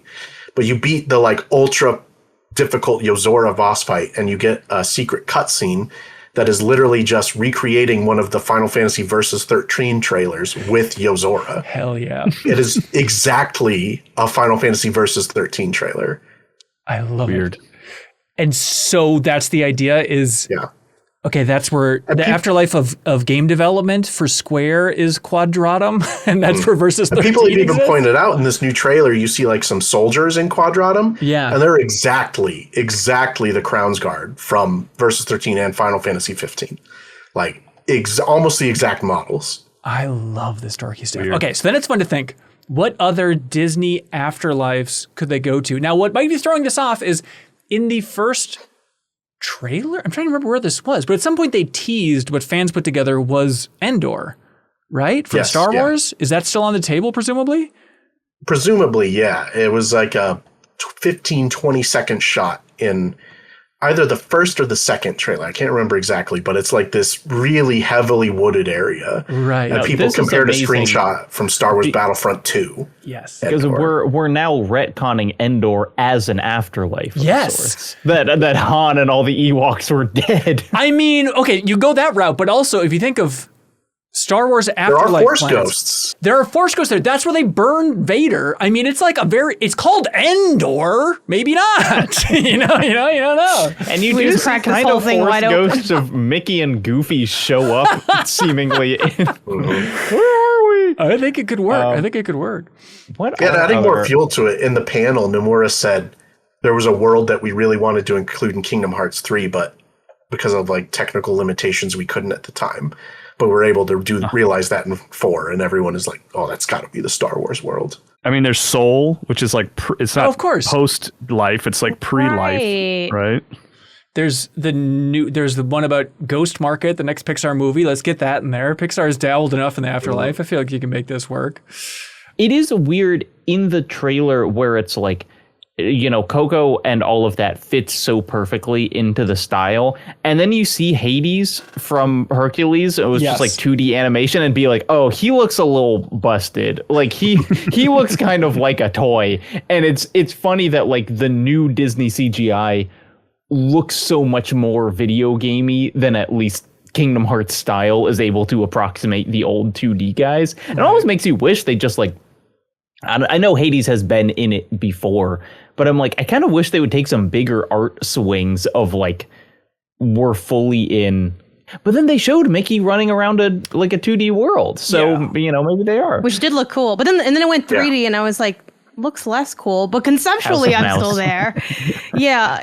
In general, like, I'm very new to Kingdom Hearts. I've only played 1. I plan to play 2 and 3 at some point soon. And then just YouTube the stuff for the in-between. Because I don't feel like playing 12 games to get like 2 pieces of the story. Yeah, it's just like, more compact. And the thing that strikes me as kind of an outsider to the franchise a bit is watching this trailer in particular. It feels like Kingdom Hearts is kind of stuck between 2 eras where I'm like, I've never seen a new game look so old. And it's not that the game looks bad, but the rendering kind of feels like, wow, this is the best thing I've seen on my like PS3 or PS4. Sure. Like it's a bit missing. And I think specifically in like the more realistic worlds where they have, I forget what's the name of the like based on Shibuya. It starts with like an O. Oh, yeah, Quadratum. Yeah, it's like that looks a little. During the panel, they pronounced it Quadratum. So, sure, who knows what's going on? It's a long day at that event for everybody, I'm sure. But yeah, it looks a little bit just a little bit like less high fidelity. And then I think even the gameplay, like something about the aspect of how the gameplay functions, it just feels old. Like, and maybe it's because the games were the main line, like the 1, 2, 3, like they had that big gap between 2 and 3. Like it has like a nostalgia that I don't know works quite as well as it did maybe when 3 was revealed. So I remember seeing the trailers for 3, and I know a lot of people are kind of cold on 3, but I thought it looked really like pretty and visually striking and interesting and fun. And then people were like, it wasn't as fun as it kind of looked. I'm like, oh, damn, that's a bummer. This kind of feels like, I don't know, like it's just something about it has like a stiffness to me outside of a couple of nice spots. Like I did like some of the 2D Mickey stuff. It's like there seems like there's some creative stretches here, but it does feel like a franchise maybe a little stuck in time. Yeah, there's two elements there. One, this game has theoretically been in development for like 6 years. So it could have switched engines at some point and they just haven't said. 2, like this is a very big visual shift for the series because it's more photorealistic than Kingdom Hearts has ever been. And it's not like totally photorealistic. There's still a stylization, but you can see there's more of a realistic aspect to the characters now, especially his shoes Sora. aren't big. Sora is in like He a can't very see without his uncanny valley. glasses. Please, Place someone give him where his glasses. It's like he doesn't look like a human being, but he also doesn't look like original Sora. And so It looks like he's New Donk just kind City. This play, it kind of has a New Donk City Yes. vibe to it. Yeah. It's like a little uncanny. It's like, Sora wakes up. He's on, I watched this trailer with Isaiah, and he's like, why is Sora sitting on a Wayfair couch? Like, why is it just so, like, he's in this sterile, millennial gray apartment. He doesn't have his shoes on. It's like, I don't know. Like, I struggle to imagine this landing. I mean, he's always, to me, felt like he was supposed to be like a cartoon character alongside all the Disney characters, and now he's moving further and further away from that. Well, we all have to for a long Disney time. animation is also moving away from that as well. So For a long time, people thought that style might just be like the Quadratum visual style. Yeah. And then when he went to other worlds, he'd revert to other styles. But now we know that's not the case. It is fun to see. Interesting might be a better word, to see Disney like seemingly embracing Kingdom Hearts more and more. Hayes, I don't know if you have like a measurement of that, but it's like, it does feel like, all right, with the new show, it seems like they know they're like, okay, look, this is, with all due respect to Kingdom Hearts, it's like a freak franchise. It is a weird thing that almost should not exist. Like Steven Chatillo had that interview. Oh, it 100% is, yeah. And most Kingdom Hearts fans will tell you that like up until now, it's never really felt like Disney cared much about it. Yes. There's just like, oh, it's that thing. Just do what you want, whatever. Yeah. And now it's like, there's money in the hills. Okay, I guess Kingdom Hearts is a thing for us. We love it. We've It's always the loved it. metaverse. When you look at where the series has gone, it's honestly insane that Disney has just let Nomura do what he wants, essentially. With that story, and like, you go to Worlds and like Frozen is just the Frozen movie, and I always got the sense that was like Disney being like, you just got to do Frozen. You can't do anything different. Yeah. But it's crazy that they've allowed them to take these like steps. Like the Toy Story world in Kingdom Hearts 3, there's a moment where Woody tells Xehanort, is this notorious moment in the series where Woody tells Xehanort, it's clear no one's ever loved you. I can't believe that's a moment that we have with Disney characters. It's Tom Hanks's brother doing that, right? Yeah, Tom Hanks's brother does most of the video game voices for Woody. Yeah, the toys and stuff. Do you think that we've been talking about Pixar directors recently. I don't know who directed Coco, but like Leon Cridge and I forget the other director. Yeah, who left, I believe. I don't think he's at Pixar. Well, Coco too. They're both coming back for the sequel. They're coming back. Oh, that's cool. I didn't know that. Do they know that Coco is in Kingdom Hearts 4? Oh yeah. Like the directors have been informed. Nomura has plays video games, if I recall correctly. Okay. Like he has I could be wrong about that though. And then also there's the woman. I beg to differ. Right? Yeah, Tasha Sonart, we did an interview with, who's at Pixar, and she was the person who had to fight or clue everybody in at Pixar because she was the creative director for like Costume Quest and stuff like that at Double Fine, and then she went back to Pixar. And so when the Kingdom Hearts thing came about, they're all like, I don't know what this is. Nope. And she's the one within Pixar that had to be like, Kingdom Hearts is a big deal. This would be really cool. We should not ignore them. And so you can check out that interview on MinnMax's channel if you want that interview. And in that interview, Jacob, I asked her, if you cornered Andrew Stanton in a hallway and asked him about Kingdom Hearts, would he know that it exists? And I believe her answer was no. But maybe... Stanton, I don't, But I was racking my brain. I was like, why do I think Lee Unkrich plays video games? And I think it's because this is like so Pixar obsessive here. But like, I believe in the special features for the very special features of Toy Story 2, he talked at length about how the game opening of Toy Story 2 is them playing a video game. And now he was really excited about that and was like excited to sort of make a video game. And now his kids were coming to an age where they enjoyed video games and he played them with them. And that's like what inspired the opening of Toy Story 2. So I'm extrapolating a lot of like, so of course he knows what Kingdom Hearts is. Yeah, so that he might was have like 27 years ago. Yeah, exactly. Hey, you know what sucks about Toy Story 2? Let me get on a high horse about a high bullseye about this freaking movie. It's like the best looking game I've ever seen in my life, and they're playing it on a Super Nintendo. It's like, what is going on? It's like PS5 graphics on a Super Nintendo. The Toy Story franchise, but it's more about the imagination of the child and what they're sort of projecting onto the things they're playing with. And that check the tape. I think they show the screen. It's kind of a subtle element of the series. I don't know if you caught it. When they show the screen, the toys are running around. I think you might see the game over screen on there. I need to check the tape because I think you see the smoking remains of Buzz Lightyear on the TV as it pulls out or something. Right. So, I see what you mean. so this story's full of holes. I don't think this is working out. So Kingdom Hearts fandom, peak excitement right now? Optimistic right now? Is that the conclusion based on everything we've learned so far?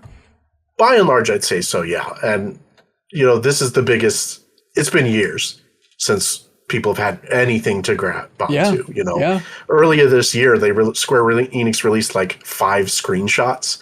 And I mean, people were theorizing over those for like a month, just 5 screenshots.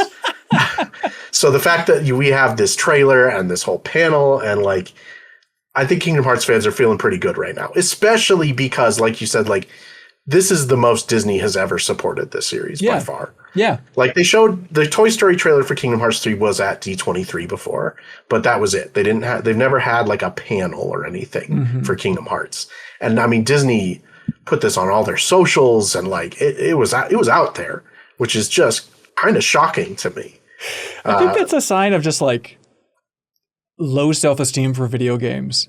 It's like this colossal thing starring Mickey Mouse, and it's like, look, Disney tweeted about it. Like, we've made it. It's like, of course they should be. Of course they're caught up finally to where they should have been. The official Disney account, they were tweeting like all the panels and stuff for D23, and like all of them got like 10K, 20K views, and then the Kingdom Hearts one got like 500K views. Hell yeah. It's just like by far their most popular tweet. Hell yeah. I'm a weird Kingdom Hearts fan, and like I played 1 but never beat it. Like I literally got to the end but just never finished the end boss. 2 I like a lot and played and beat.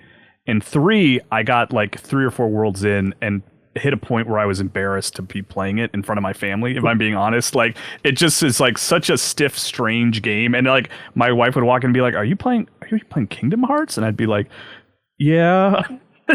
So like I fell off. Bully you. And 4 I kind of saw as this like new starting line of like, oh, okay, I've never like dug into the lore. I'm more of a Disney guy than like a Kingdom Hearts guy, but I enjoy the combat and stuff like that.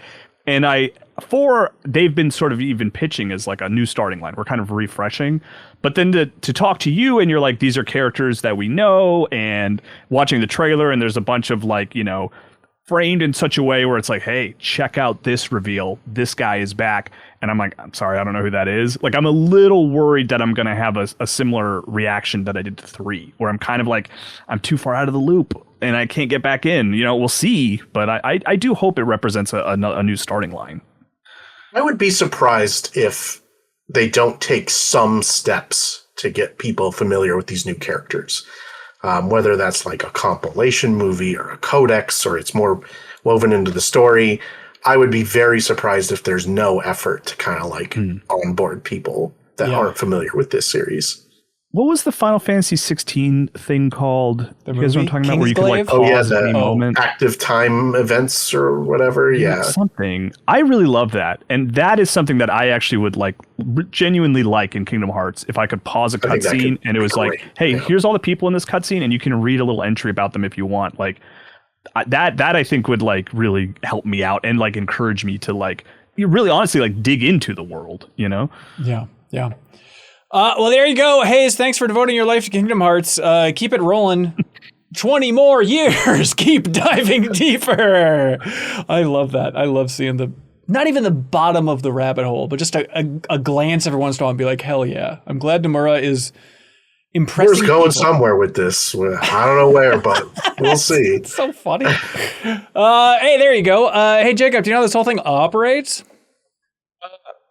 Deep knowledge of intricate systems. That's right. Just like the complexity. If you had to write an essay, you could write for 1,000 pages about truly the complexity behind the scenes of something that is very simple on the surface, which is just go to your browser, type in patreon.com/MinnMax with 2 N's, find a tier that's right for you.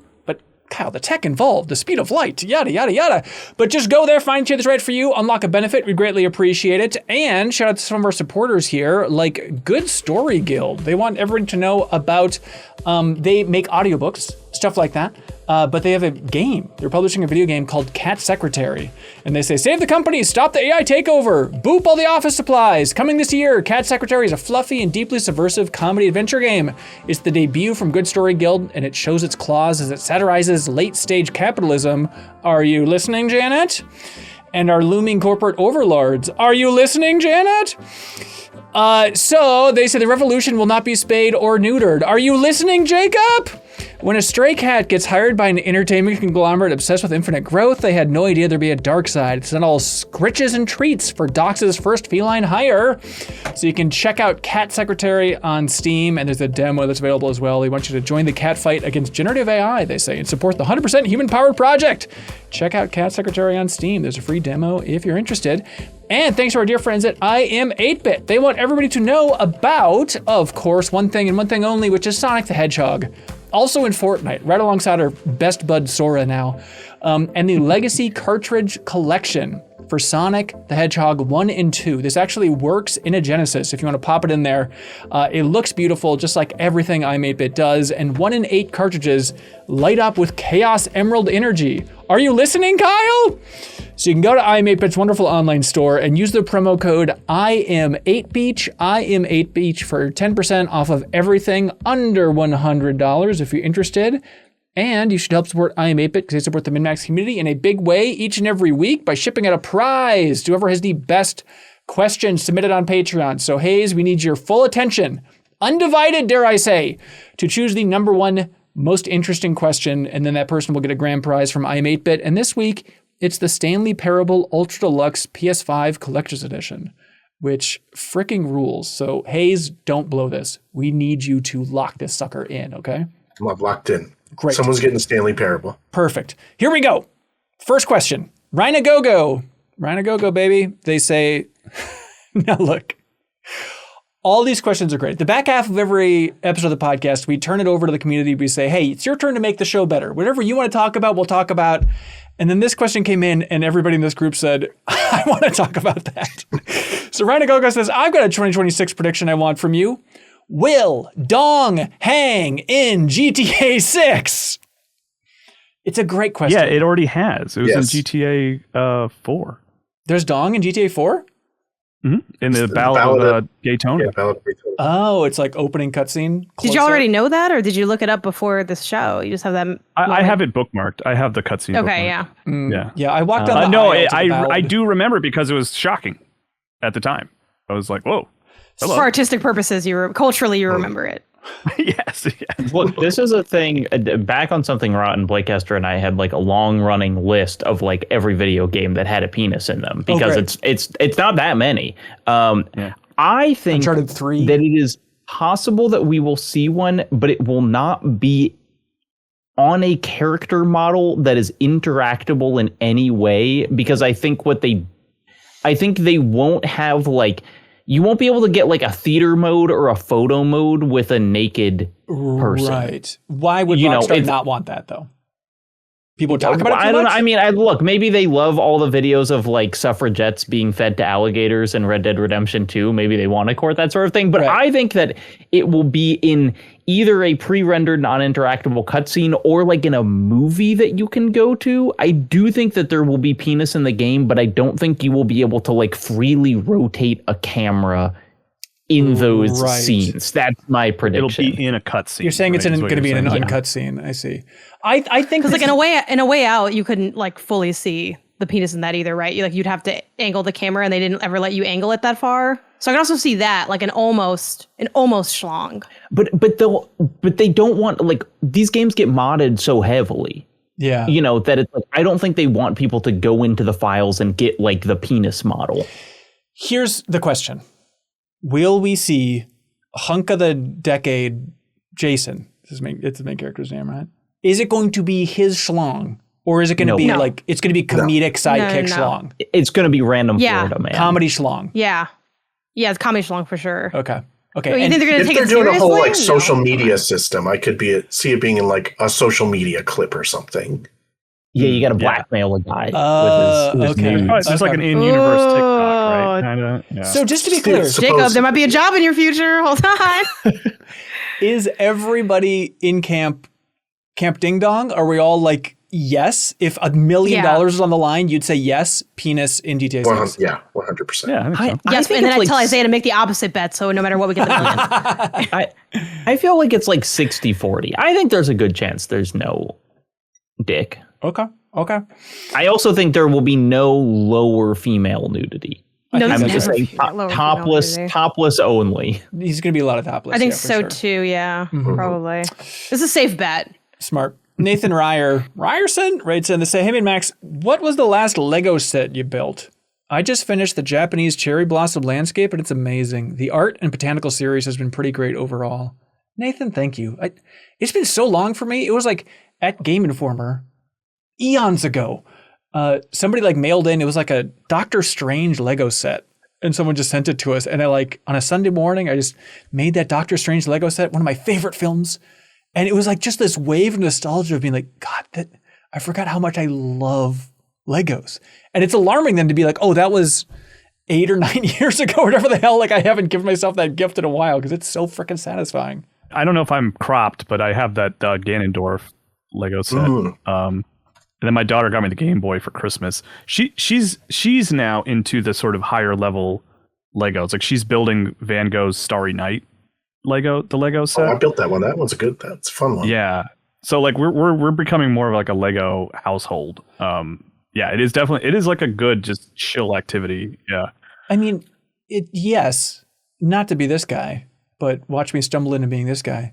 It's a chill activity, but it's like it's the most stupid, expensive chill activity on planet Earth. Isn't there like there's got to be a decent secondhand market for Legos, right? Where you could get this crap for $40 instead of $600 to look at a Star Wars toy. Who's reselling it though? Like you'd have to bring it down and then like, I mean, I think there's people flipping them, but yeah, my last one might have been the Lego tall neck that I made, which very sadly, the head got chopped off because I was cleaning and my ceiling fan was going. No. You did the math. Yeah. Decapitated the and yes, his decapitated. It was crazy. And literally I'm so bummed because we have, it wasn't working at the time, but we put like a little camera like inside our house for like checking on our cat and also like if someone breaks in, we can see who it is, I guess, or whatever. But it wasn't running at the time because I really wanted that. I'm like, that clip would have been, because the scream I let out was just, wait, I mean, imagine if a Lego thing you made just had the head get chopped off by a fan. It was pretty crazy. That's good. But the thing with, I love building Lego stuff, but besides the money aspect, for me, it's the space and the cleaning. Those things they collect dust so easily, but again, mostly the space. Like there's not, in my dream world where I have like way more room and shelving space, I can like make a little bookshelf, kind of like what you have, Kyle, really, where it's like that. This is a bookshelf that just has my Lego builds. But like, especially because the more fun builds are the bigger, more expensive ones, and it just gets like really large to keep them. So I kind of just soft quit that hobby. But I've recently picked up Gunpla, and that just feels like a better, cheaper Lego. Like I enjoy building it like way more.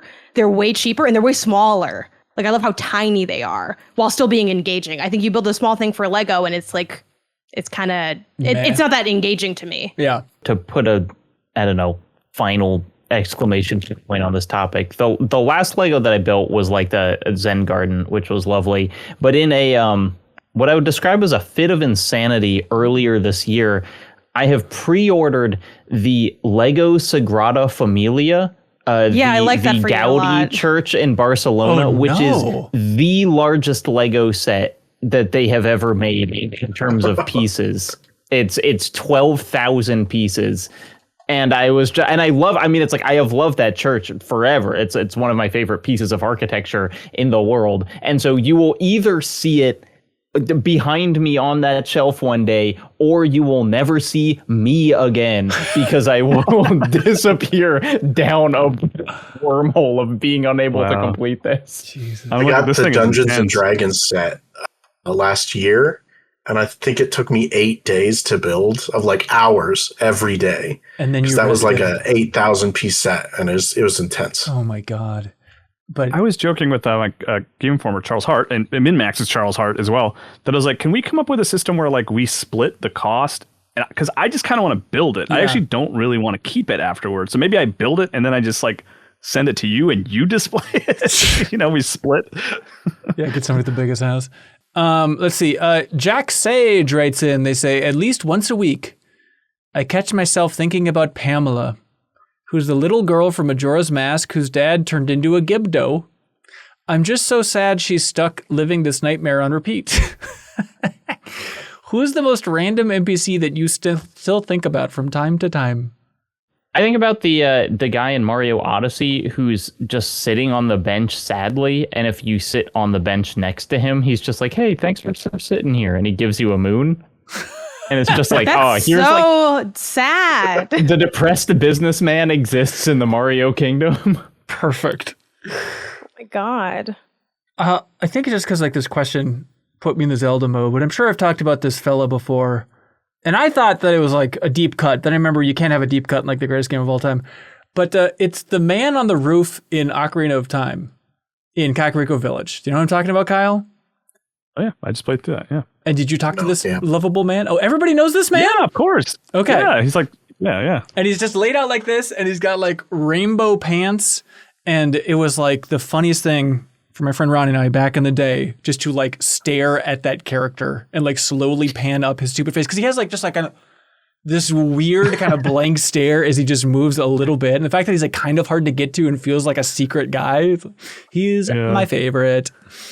Ocarina is like, it has a lot of good ones. I mean, like the Bean Seller is really strange. The giant Goron, who is like he's like bizarre. You don't get much information on him, and like all their NPCs are just a little odd, in ways that are like sort of like defined by sort of just their animation being bizarre, like the windmill guy was always a favorite of mine because I love that song. It's like one of my favorite Zelda songs. And also, like, he really gets mad at you for, like, going to the future and learning a song and bringing it back to the past. And then that is what, like, ruins his life somehow. It's just, like, this song speeding up the windmill. It's very strange. Yeah. The more recent one, but I've actually thought of this NPC a lot. In Mina the Hollower, in the Crypt dungeon, there's just this random snake you can talk to. And all he says is, like, hey, theoretically, if you were going to murder someone, wouldn't a crypt be the best place to do it? That's all he says. That's it. Yeah, I was so sure that guy had like like a side quest or something, and it's like I would visit him. He's like, no, that's it. That's it for me.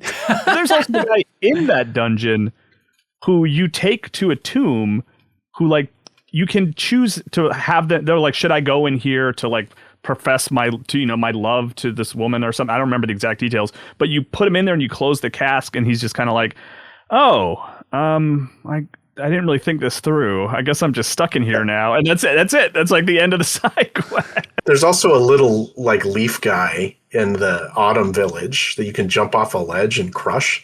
If you do it, all his friends come over and they're like, oh my God, you're a murderer. Why would you do that? Yeah, you think you're just walking over leaves, and it's like, no, man, no. Good game. Good game. Bill writes in. We all know Bill. Hey, Bill. They say, hey, MinnMax, it'd be impressive to predict 2026's Game of the Year here, but it'd be way more impressive to predict 2027's Game of the Year. So what do you think will be Game of the Year in 2027? I think this is easy. Final Fantasy VII Revelation. Moving on. Slam Dunkaroonie. Everyone's going to be on board. It's going to be awesome. As you can tell by Janet's. Could be Kingdom Hearts 4. You never know. It could be Kingdom Hearts. No, I more just don't even know what's really even coming out in 2027. So the fact that you named any game, I'll just give it to you. Resident Evil Veronica. Slay the Spire 2 early access release will be on our 210s this year, but the 1.0 release will be the Game of the Year for everyone next year. Right. Or we could save it and do it next year, where we'd easily win instead of this year, where we there ain't no way. Yeah, there's gonna be good stuff next year. But I didn't thought about this year. I feel like it's actually it's a good weirdo year because I don't feel like there are consensus titles yet. I mean, maybe they're all coming in the next month, but yeah. Lao Fei, right? God of War. I'm very excited for that one. Oh, is that 2027? It is, yeah. I believe so. That's true. Yeah. I haven't thought about the fact though that the Square nerds are gonna have to eat themselves. Like we're getting Final Fantasy VII and in theory Kingdom Hearts 4. Although they say late 2027, so that seems prime for a delay. And 14 expansion too. Okay, look, all that stuff. Nerd writes in. They write in every week. They say, what's a good video game franchise that can spin off into an educational game? And you're not allowed to say Pokemon, Nerd says. Damn it. I mean, they kind of already did. There's like that puzzle logic game for kids, the free-to-play iOS thing, right? So there's kind of that. Like, the more educational a game is, the less fun it is. I don't think that's necessarily interesting with, like, Splatoon. Wait, what's your banger education game that y'all playing that Oregon Trail? you haven't flagged yet? Number It's not that Munchers? educational. What do you mean not that educational? You learn everything. You learn everything in the first like 30 seconds of playing that game. Like after that, it's just like it's like a piece that takes place in a set time. But that doesn't. You don't learn that much from it. You learn landmarks. You learn what they had to deal with. You learn about snake bites. You got it all. You got life lessons, I think. I feel like the best example is probably Rocksmith, the game that teaches you how to like actually play guitar. Like I know people who learned how to play guitar from that game. And it's, it's not kind of teaching history or math like we usually think of educational games, but in terms of like picking up a real life skill through a game, that's pretty significant. I think you're right. You were going to say Splatoon, Hayes? I think you could do something interesting with Splatoon in terms of like artistic edutainment with like the ink coloring and like Mario Paint, but with Splatoon almost. Splatoon's been through enough. I can't keep doing this. or just like marine biology facts up in there. That's true. Yeah. I think they should implement like a squid Fortnite. Cannot do this. I mean, honestly, I think that's kind of fun. But they should like for Fortnite, there should be like a mode that parents can turn on that it's like you have to take this quiz. Like if you want to play more, or you get some V-Bucks if you answer all these questions correctly. Like the Yakuza quizzes.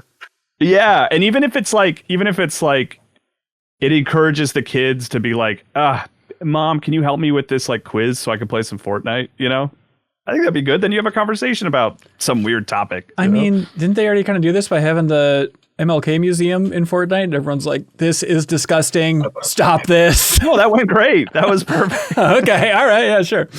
More power to it. That's a good point. Online Squid asks the question on the top of all of our minds. They say, Kingdom Hearts 4 hype.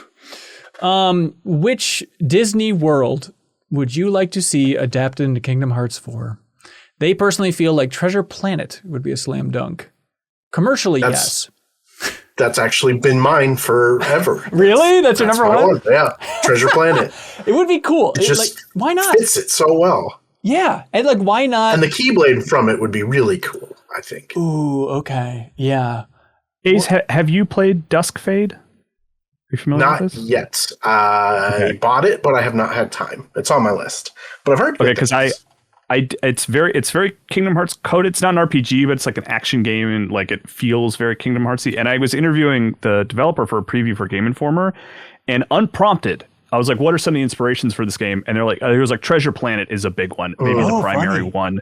There was the writer that I was talking to, and he was like, "Yeah, the character has a rat tail, the protagonist, and that was me pushing for that as like a callback to Treasure Planet." So, which is like very, it's, isn't it? Also, I had no idea the influence. This is wild. My daughter went to her first concert recently. It was Goo Goo Dolls, which is also like Treasure Planet connected, and they played that song from Treasure Planet. Do they I like Treasure song Planet in my life right now. Everybody else got a world on the top of their mind? I mean Atlantis. Let's just do the failed 2D animation ones. Absolutely. Ooh, on that note, on the failed note, let's just keep it. Let's put Final Fantasy Spirits Within. That's a whole world as well, coming from the other pile. Wouldn't that be freaking sweet? My other one is Dinosaur. Oh yeah, nasty, dirty, yeah. Which would just be like prehistory, I guess, right? Like it would. But what if they could make it look like bad CGI? Right. It's like they've showed how good their rendering can be, but can they make it look weird and strange like the dinosaur movie? I mean, the thing about Dinosaur is all the backgrounds are live action, right? Like they just filmed footage and then they insert. I thought so. Am I wrong about that? It just looks so good. You thought that. I've also never seen Dinosaurs. Yeah, I think that's the case. I think it was like live action footage that they animated dinosaurs within. For that movie. Oh, wow. This is how we get pre-rendered backgrounds back. Yeah, perfect. But like I genuinely like Treasure Planet, Atlantis, and then like Black Cauldron are I like Treasure Planet and Atlantis. I've never seen Black Cauldron, but that would be like more interesting to me. Yes. As like the ones I'm not familiar with, that would be an opportunity to sort of revisit them from like a new perspective. Because it's like, I love Coco. Coco's a great movie. But it's like I have a version of Coco that I adore already. So I would rather kind of visit worlds that like I'm not super familiar with, that I'm not like obsessed with, that like I just kind of want to see different angles of and different approaches. So like I would like those sort of more, you know, quote unquote obscure sort of Disney animated movies. And I feel like that kind of did a little bit. I mean, it's debatably obscure, but like going into the Tron world or whatever, you know, it's like that's a little bit of like we're going to kind of redeem something that, you know, Disney fans some really love, but maybe more people should be paying attention to it, you know? They did a Three Musketeers really cool. world in one of the games. Yeah. In the 3DS one, I think, right? Yeah, Dream Drop Distance, yeah. Yeah, also that's when I was looking at it, I'm like, surely they haven't done Fantasia. Then I'm like, oh, that's also in Dream Drop Distance. Like they have a whole Fantasia. And they did area. the boss in the first game from Fantasia, Chernobog. That was the boss yeah, I got stuck on. That was the reason I never finished the game. Perfect. Yeah, I think like going weird and historical would be fun. Like what if it's just like the Silly Symphonies level, where it's just like all like the old shorts from Disney and stuff. Here's the old mill. Get the crowd really riled up at D23 or whatever the hell. I think it'd be interesting too to do like a Disneyland, just Yes. Disneyland. Yes, that would be awesome.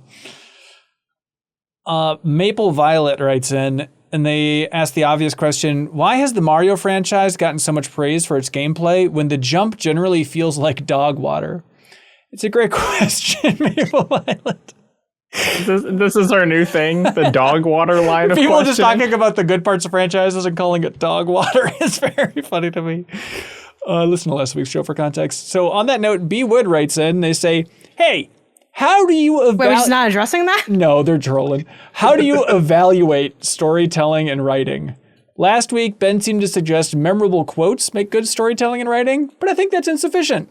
God of War Ragnarok has more memorable quotes than God of War 2018, but I don't think the storytelling in that game's better. That's interesting to say. Incorrect. It is. Hey, squad, let's go. They say, I think the plots and characters and the feelings they invoke are what makes good storytelling and writing, but what do y'all think? How do you evaluate good storytelling and writing? I mean, I think everyone brought up good points. Like, I think what Ben brought up with the memorable quotes is one. What the person writing in brought up with the plot points. I think I look for,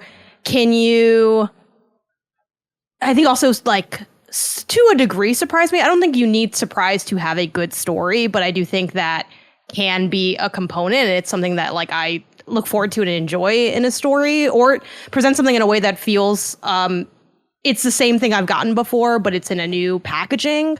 I think also looking for, when it comes to specific lines, I look for like, did you find a way to write an emotion or a thing that I've either connected with like mentally or emotionally that I've never put into words in the way that you just put it into words. Interesting. In a way that kind of resonated.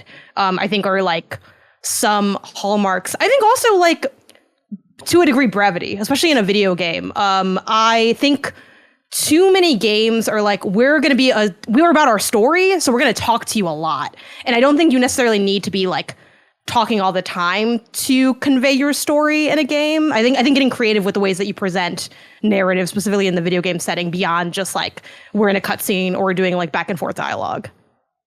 One thing I look at sometimes is like, if you can make me feel like I understand something that I don't know anything about. The game I think about in this regard a lot is Despelote, because I felt like I had an understanding of like the feeling of that game and the impact it had on that country, even though it's not like going into that game, I didn't know I don't particularly follow football, and I didn't know about that World Cup, and like, but I left it feeling like I learned something and I understood the impact that it had.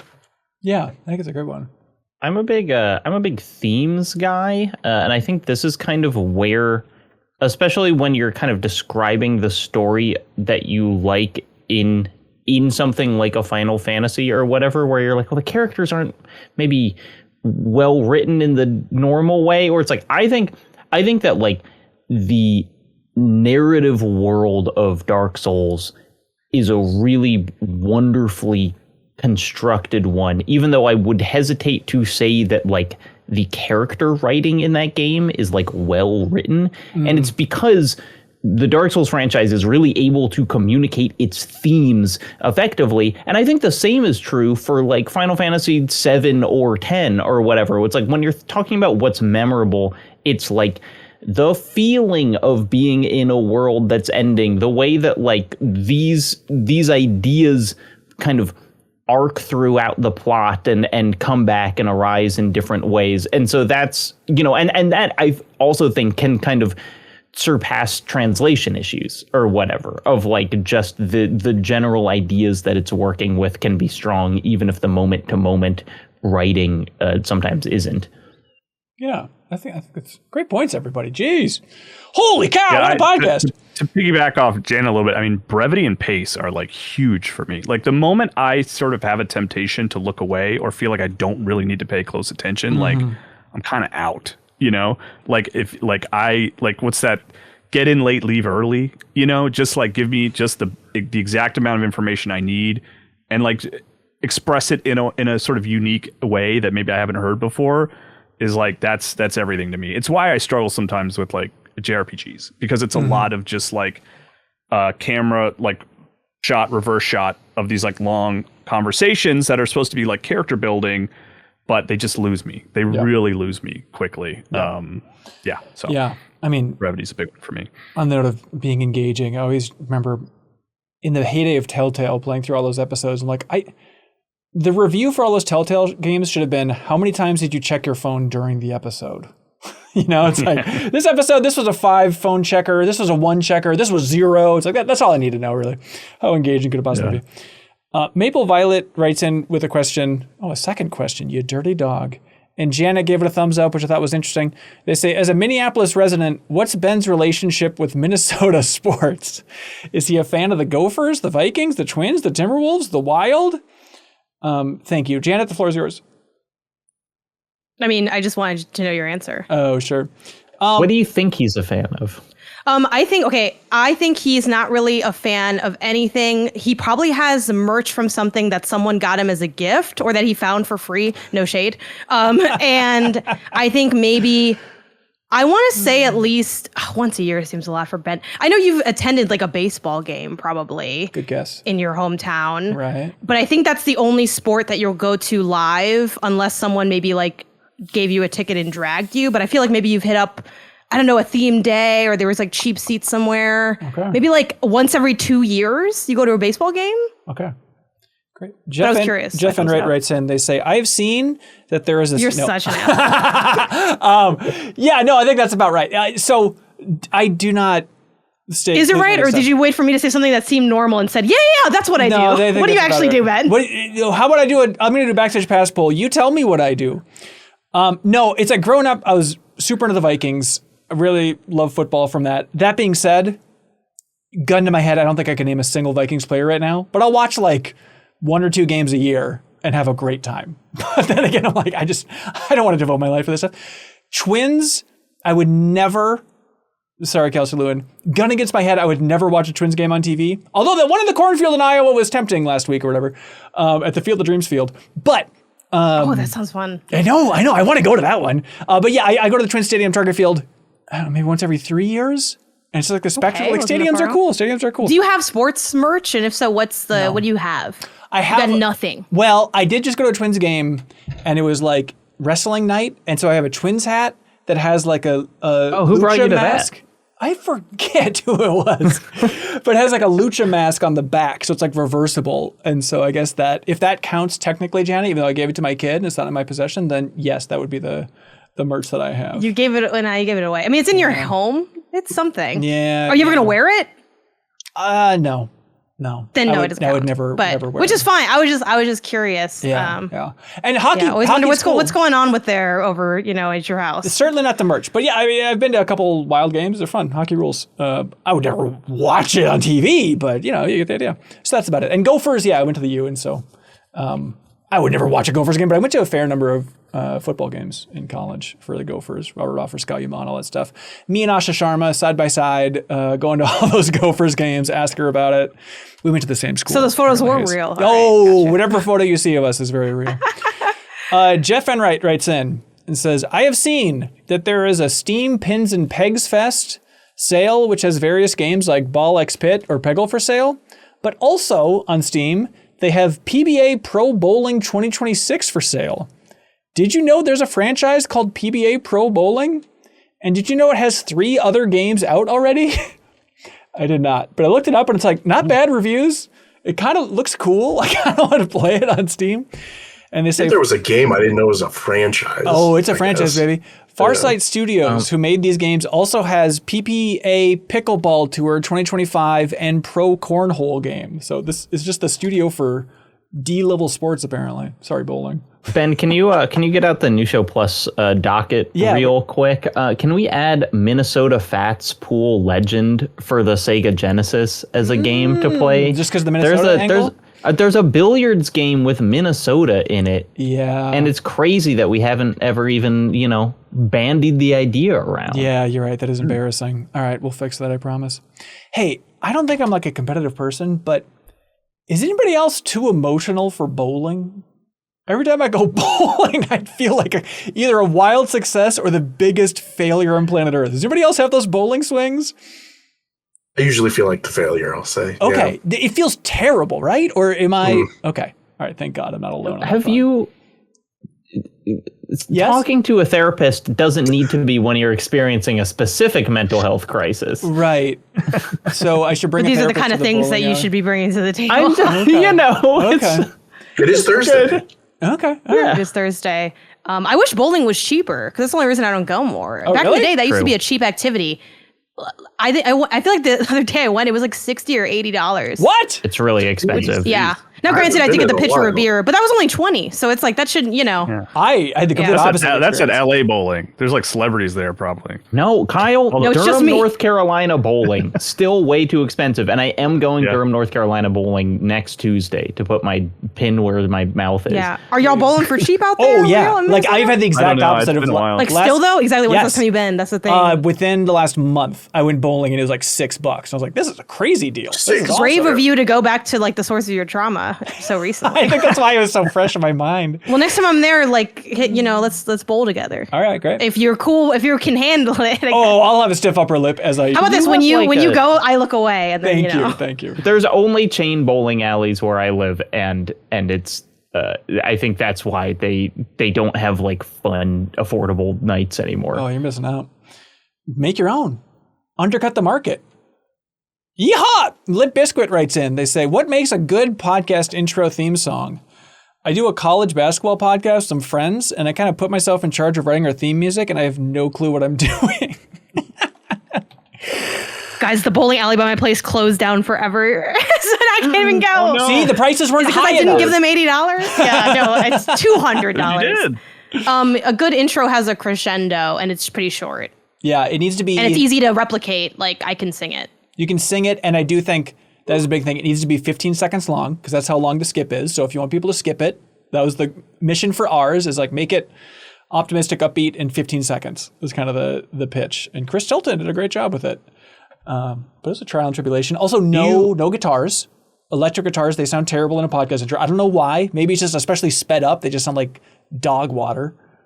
Oh, that's a good point, yeah. This is your fault for listening on 1.5 speed. Yeah, you're right. 7.5. I'm a gentleman, please. Do you have a take on lyrics versus not? Gosh, I want to say no, but then again, there's a couple that I think really work. Although, like the Acquired Business podcast, their opening song is so good, but it just doesn't fit the theme of the podcast. Where it's like it has lyrics where it's like, "Who's got the truth? Is it you? Is it you? Is it you?" And it's like it's a cool song, but I'm always like, this is the least business podcast music I've ever heard in my life. So I guess I do like the lyrics when they're sort of like tongue in cheek, just explaining what the show Blank check is what I don't you're know, saying. like blank check, and then also Blank check doesn't explain what the show I is guess at that's all. kind of the point. Yeah, I know. But like, how did this get made? I like that one. I don't know if you guys listen to that at all. Yeah, I like that show. I don't like either of the theme songs. The rap one or the rock one. They're a little too involved for me. Yeah, they're dense. Yeah, that one. I don't know if I would recommend that for everyone, but that is one instance. Like as we're showcasing here, it doesn't work for everybody, but that one works for me for some reason. I like that one. I'll be damned. Zay writes in, good luck, Limp Bizkit. I guess, yeah, keep it simple. Yeah, hopefully make it catchy. I think actually a good tip is to make sure it sounds good sped up. I think that's one I hadn't really considered, but yeah. Sorry, it's the world we live in. We didn't choose it. Make like the beat a bouncing basketball. That's like the background beat. You know what I mean? To fit the theme. Would that be cool? That's like the drums. Or what if it's all basketballs?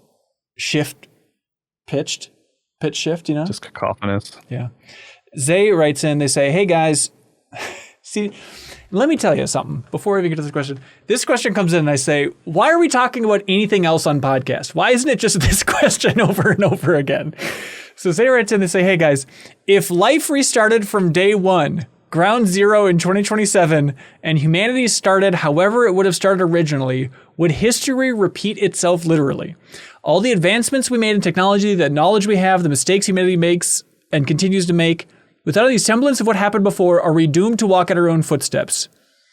Thanks, Zay, for writing in with the new podcast topic for all time. So you guys did so well on the history question last week that you thought, let me take another crack at understanding the arc of human history. Yeah. Okay, so I think like the starting point gets messy. Let's just say you rewind it to ancient Egypt. If that was just the starting point again, and you said like, re-roll all of history starting right now. That still seems pretty late. Yeah? Where would you start from? Yeah, well, because I mean, you've already had like the agricultural revolution and stuff. Okay, sure. So, but where are you going to choose? You're going to go like 10,000 years in the past? I think like 5,000 years or whatever. Isn't that what the kind of era that it's we go with? Like ancient Egypt is after most of human history. Yeah. Okay. But a lot of inventions already. All right, give me the date that you start this from. Reset the clock. The October what? I think 20,000 years ago, which I honestly don't know if that's I don't know when agriculture started. Who's dumb about history now? I know what I don't know. Well, la-dee-da. Okay, so here's my question though. You hit that button on 20,000 years ago. Let's reset, rebuild it. Do you think right now in the year 2026, October obviously, there are cars? There is some equivalent to cars. Not saying they run on gas, but are there vehicles like that? If you just hit it once. Yeah. Yeah. Absolutely. Okay. Yeah. So, yeah, I mean, that's mobility. That was important too. Okay, great. And Kyle, not a trick question and completely chill and cool. Is there Christianity? No, sorry. Just religion's messy. We want to get all that. I think you rerun it. We get all the same tech, but a bunch of other stuff is messed up. Kind of like every cartoon ever has already looked at this, right? Where it's like, we get a bunch of other a bunch of other variances.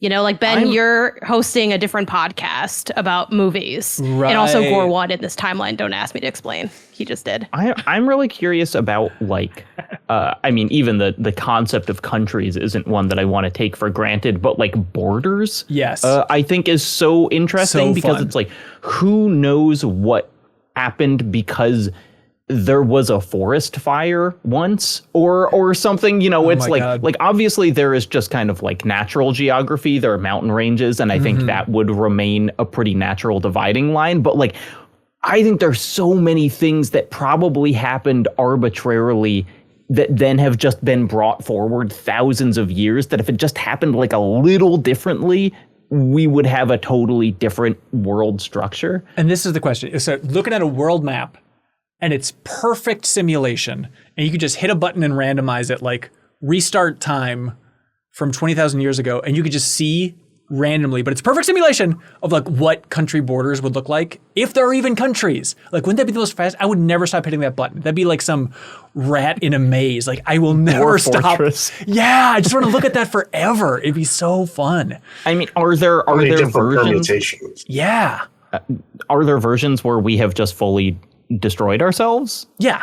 Yes, because it's like, I think that, for instance, the invention of the nuclear bomb is not something that is inevitable at all. No. But also on the other side, have we set the atmosphere on fire? Right. Like, there's so many. I'm surprised we So haven't even already. within the last 100 years, which is a tiny part of history, things could go arcing off in such. Yeah, you change one thing in the last 100 years, and it's totally different. Yeah, and I would take out the car. You would, single-handedly assassinate. Yeah, I think it would be, I'm trying to think of how freaky it could get. I guess atmosphere on fire is pretty weird. If there's like human-animal hybrids in some version of it. Yeah, if like, I mean, You're trying to think geographically how much could be different. There wouldn't be like those little built-out islands that look like maps of the world outside of Dubai or whatever the hell. I'm trying to think of like other things that'll be different on the planet. Those won't be there in 5 years. I invested everything in that stupid map. Yeah, great questions. I do love that. And controversy noted, as I throw myself into the pit. But Jacob, I assume you've read Guns, Germs, and Steel. I actually haven't. Oh, interesting. And it's a book about that idea of like, why did things develop the way they did? Right. Like why were certain technologies, and inventions happening here and not in here? Why was there kind of the Industrial Revolution primarily in Europe and not in Africa? And it's like, it is an interesting book. And it's like the most recent editions, it's like, there's just like a 20-page prelude of like, this is not a book that's designed to fuel your racism. Please do not bring your racist crap to this book. I'm just trying to speculate. I'm not saying Africa's bad. It's like, it is just going over backwards for like, please understand it. But like one of the things that I'm sure has been disproved, but I thought was interesting, was the idea of like, okay, did things develop differently in Europe and Asia compared to Africa just because of the shape of the continents? Because it's more of a vertical continent versus more horizontal. And that if a more horizontal continent means that more agriculture tips and stuff like that could be shared because the temperatures and landscapes are going to be more similar. Because they're at the same latitude or longitude. Whereas it's tougher to share information across a vertical continent, which is like, it's an interesting idea. And that's what this is going to figure out. If we just hit that button, you guys, and reset history. Yeah, because there's so much working backwards from conclusions. That's the only thing you can do in history because you can't like look forward. So you just have to be like, well, obviously it happened this way because of this. Right. Or I just feel like one wind blows a different way and you have a completely different world structure. So cool. But then, like, the island countries are probably the same. There's probably always going to be England in some way. I'm trying to think. Well, you still have like colonization is the thing. So it's like we can hit reshuffle all the. Some people are just going to say I was going to take that no matter where you slice it. I think that's not. You should not take that for granted at all. Because think about how far away like Hawaii you're right. and Easter Island and other things are. The fact that there are people on there at all just feels unbelievably unlikely to, it seems like there could be a version where we don't discover that Hawaii exists until like 1920. Yeah. Where it's just like, what the hell? There's an satellite imagery. It's like, oh, that looks awesome. Yeah. Okay, so Zay, hit that button, reset us. Joe Kevchinsky writes in, they say, I was driving down 66W outside of DC a few days ago, and I spotted a work truck with the company name painted on the side. And that name, Granite Garcia.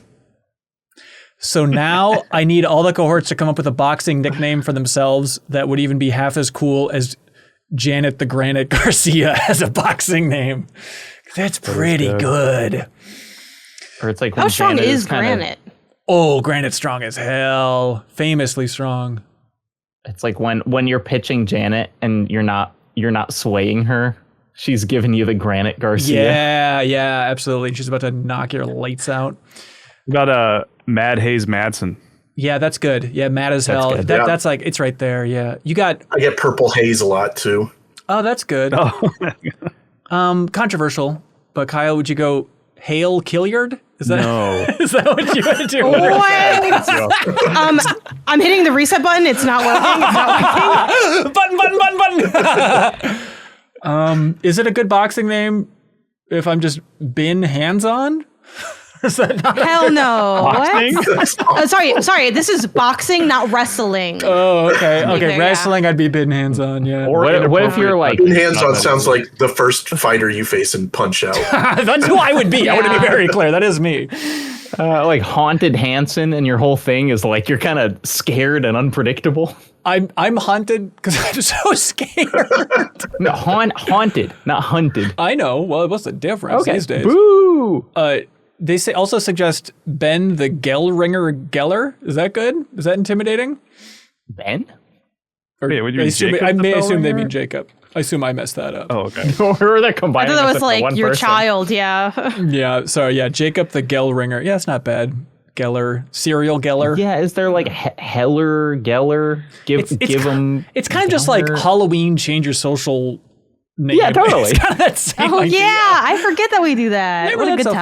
time. Hey, you know what's underappreciated, and I think should be in at least one like State of the Union address at least, is how cool it was in the Smash Brothers Little Max stage when they'd have like the fighting name for all the Nintendo characters in the background.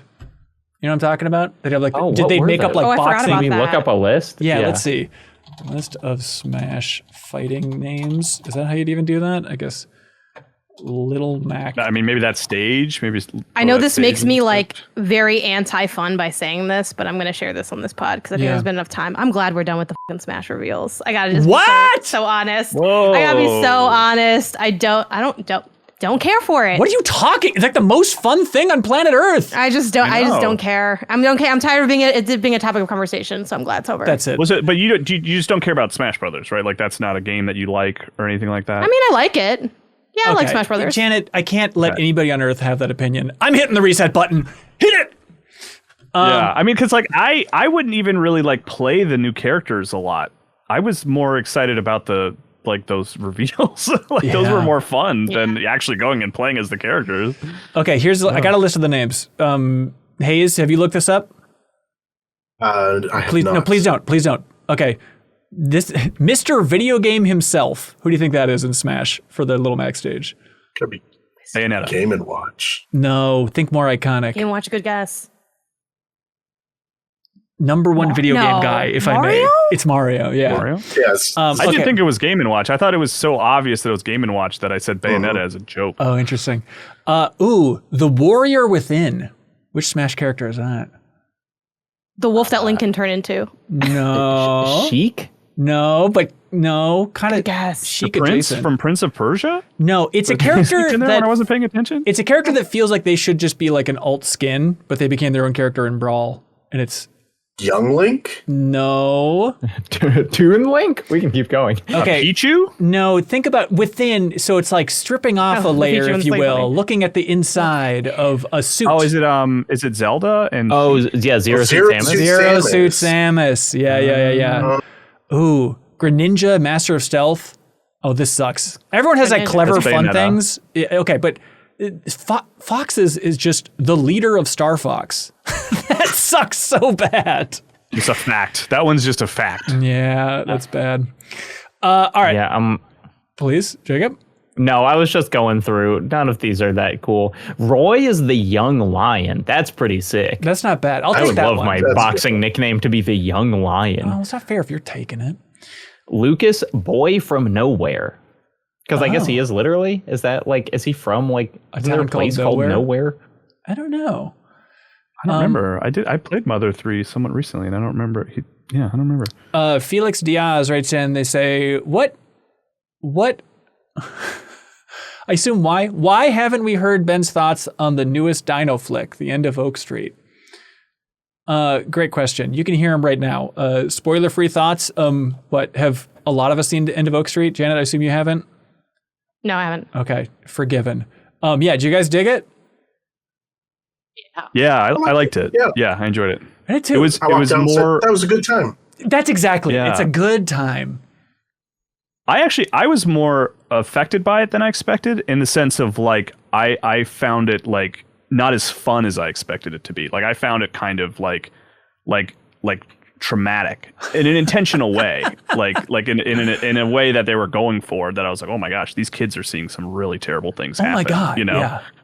I thought that one of the interesting things about it was that it felt a little, I mean, it felt a lot Spielberg-y in a lot of ways, but like their reactions to the things that were happening were very kind of over the top, but like all of the actors were playing it very straight in terms of like, this is truly the reaction that you would have if this happened, in like not really a funny way, which I think helped the movie. But yeah, it is. My friend and colleague Big Joel on YouTube said that like the whole movie you were kind of trying to figure out, is the movie in on the joke or not? Yes. Which I think, and it's like I think ultimately it is, but it has a very strange tone where you can't quite figure it out. That is my takeaway. Yeah. It's like starting out, I was like, okay, I think this is going to be a little bit sappier and dopier than I thought. And then like It is. I think it's serious. It gets serious and it gets like bloody, and it's like by the end of it, I was like, was that a PG-13? That's like the gnarliest PG-13 I've ever seen. Yeah. It's crazy. There's a couple scenes in there that are like, oh my God. Yeah. I happened to see it in an empty theater just by circumstance. And there was like at least one moment where I was like, just because I felt I had permission, I was like, what the F? Like I said it out loud just like, because I was like, I'm here by myself. And there was one moment where I reacted and I was like, I almost like looked around and was like, did anybody else see that? That's awesome. I think I know what that I'm very confident I know exactly what that is. You guys do. But I mean, just like, I feel like sneaky good filmmaking. Like it is, another way that a Spielberg is like, it has these like really, I feel like non-showy, long camera takes of just like, instead of cutting, we're just getting like 3 setups in one shot and whatever. And it's fun that it is like, it's a very kind of schlocky idea for a movie, but it's just like, you can make the hell out of this thing, even though it is such a silly concept. There's some really interesting shots. Like there's that one where the whole family's sitting in the living room, and you keep seeing the split like lens it's thing, focusing on the kid, but with the parent's face. Oh, they love that. They use it so much. It's like a whole 5-minute scene. Yeah, the friend that I saw it with turned to me immediately after and said, "What's your favorite dinosaur?" "Mine's the split diopterosaurus." There it is. They made the joke. It's like check up. I was thinking also good, like not showing too much of the dinosaurs, especially early on, right? Yes. Like just like showing the sort of like when Ewan McGregor's getting chased and he's seeing all the things over the fence that the dinosaurs affecting. So good. Like that's just was like physical, like just good stuff. I am still thinking about the movie for a number of reasons. One of them is just like, I keep reading into it of like, are they working with some themes and subtext that is not apparent? Like, did it get trimmed down to a point of like simplicity where I keep thinking of is there some reading to this movie that I'm not picking up on? You know what I mean? Do you think it's a deeper movie than we think or a more shallow movie than we think? I guess is the question. I think there's some depth there. I think it's interesting the kind of neighborhood isolationism theme that they talk about, where it's like there is really no cooperation between like families in a meaningful way, and I think that is intentional and kind of with the time period an interesting thing to think about. And it's like the directors made other movies that I think are really smart and good to think about, so it's I want to give it the benefit of the doubt. It follows and stuff. Quietly as well, no spoilers here, but one of the most effed up endings imaginable if you think about it for too long. And it seems like it's so funny because just like Reddit is just filled with threads of like, so does that ending mean this? And it's like, it's fucking crazy. Yeah, pretty much. Don't think about it too much. Yeah. Also, I came home and my wife was like, just tell me the whole plot. Like, you just spoil it for me. So I had the joy of like trying to explain it to her. And then, we had a long conversation afterwards. She's like, well, hold on. What are the ramifications here? And I was like, great question. I think it's what you think. Yeah, it's crazy. Fun movie. Also, why is it so satisfying to see spherical cuts and things? Which the movie does a lot of, right? Of kind of like spherical bubbles, like the Terminator transportation. Why is that so cool to be like, here's what it looked like if you had a spherical cut in this chunk of the house? But it's just perfect cuts. It's so, I would look at that all day. I need it to be my phone wallpaper, just spherical perfect cuts and stuff. Anyways, and everything's good except for the name. There you go. Also, it was like their one chance, I feel like, for like a big dinosaur movie to get away from the Jurassic franchise problem of like, these aren't even animals anymore.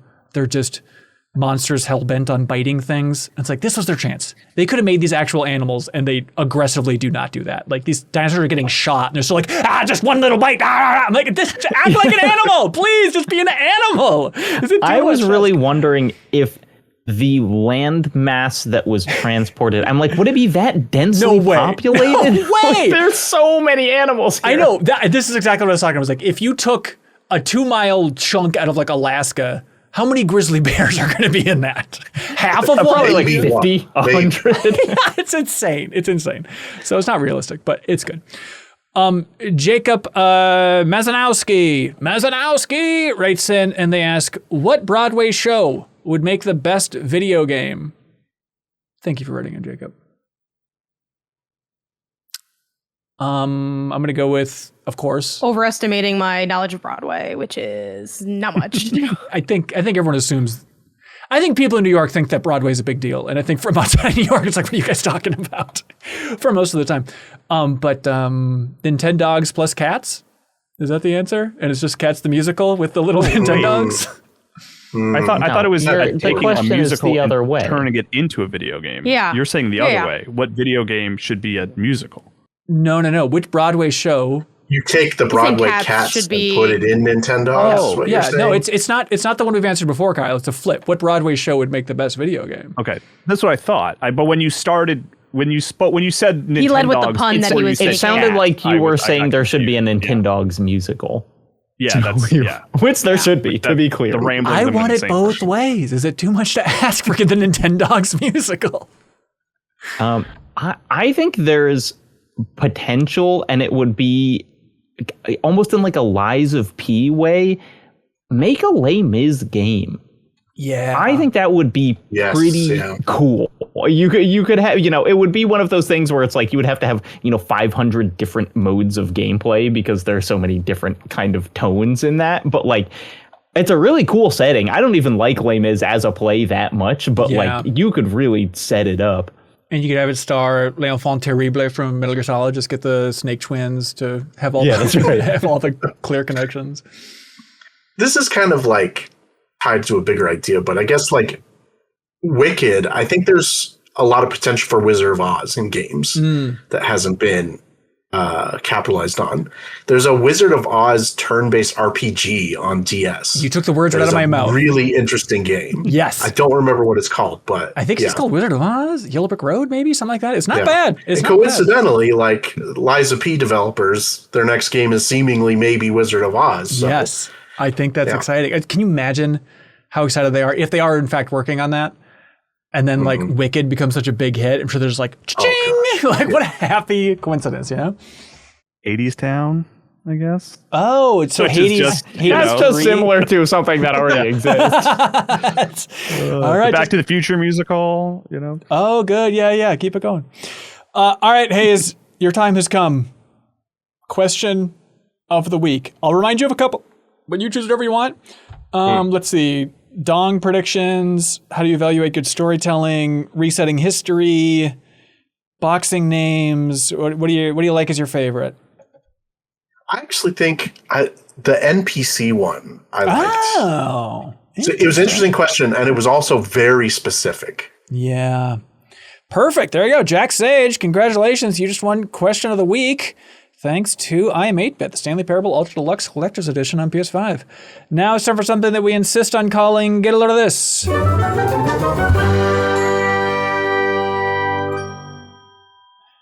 Hey world, get a load of this. I forget who recommended this, so forgive me. It might have been Ross, might have been someone from the community, but there's a podcast series, a 5-part podcast series, and it's called Going Rogue, The Fall of Skywalker. And it's just a 5-part series about what went wrong with The Rise of Skywalker, episode 9. And I feel like it's just, episode 9 is something, I'm not like some sort of dork or something, but I think about it a lot, and it's just kind of like, it's just a little scratch on my body. I can't help but itch every once in a while. I'm just like, it's just eating at me.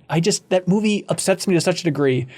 And so it's a really good podcast series, just accumulating everything we know about the production of that movie. And the host does like a really good job. It'd be so easy for that to be just unlistenable. But the host is Tansy Gardam, and she just does an amazing job putting it all together and relying on what we know for sure. It's like journalistic. Yes. They've got, reports from people. Yes. And I was so worried too when it started out, and it had like a bunch of quotes from, people involved in the movie and stuff like that. And for written quotes, I was like, oh no, is this some AI generated George Lucas? That sounds like crap. And so I was like, oh no, they actually like hired actors and like recreated like these quotes from magazine articles and stuff like that. And so it's like, it's really well done. So Going Rogue, The Fall of Skywalker is the name of that. I'm downloading all 5 episodes right now. There you go. That sounds great. Ben, can I send you something that will maybe content ID demonetize? Can you just describe it vividly? Okay, well, there's a mashup that's been going crazy on YouTube. It's called Kiss of Time Sade Cross Chrono Trigger. that is just I'm obsessed with video game mashups. I really, really like them. This is one of the best that I have heard, and it's just the Corridors of Time from Chrono Trigger mixed with Kiss of Life by Sade, and it's so good. Send it on over. It's just like the beats per minute are perfect. All right, can you send it over? We'll try it. Yeah.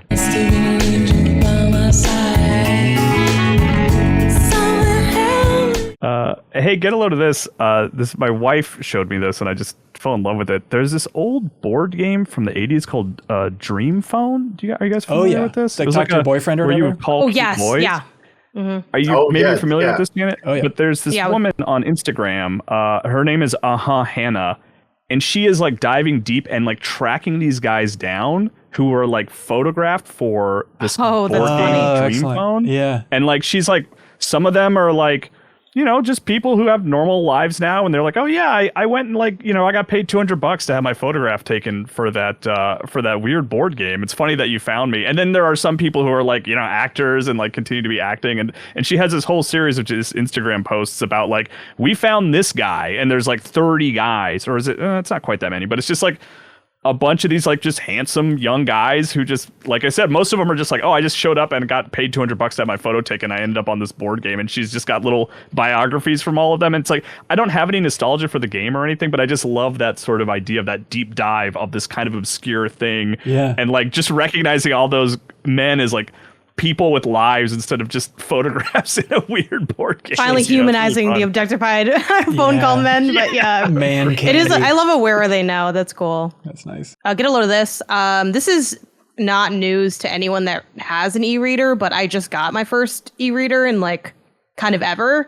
So I didn't know about this because I didn't do like heavy research into it. I'm like, I know I want an e-reader. I know which one I want. I got the Kobo personally, but it prompted me to like sign up for Instapaper, which I just didn't know was a thing, where you can basically like save stuff online and then have it go to like download it on your e-reader device, which is great because I've been wanting to read more articles, but I just don't want to sit at my computer anymore, and I don't want to look at my phone anymore. So to be able to like, oh, I can just tabletify this and just check out whatever articles I save throughout the day or the week is just really convenient. So just a little PSA on that.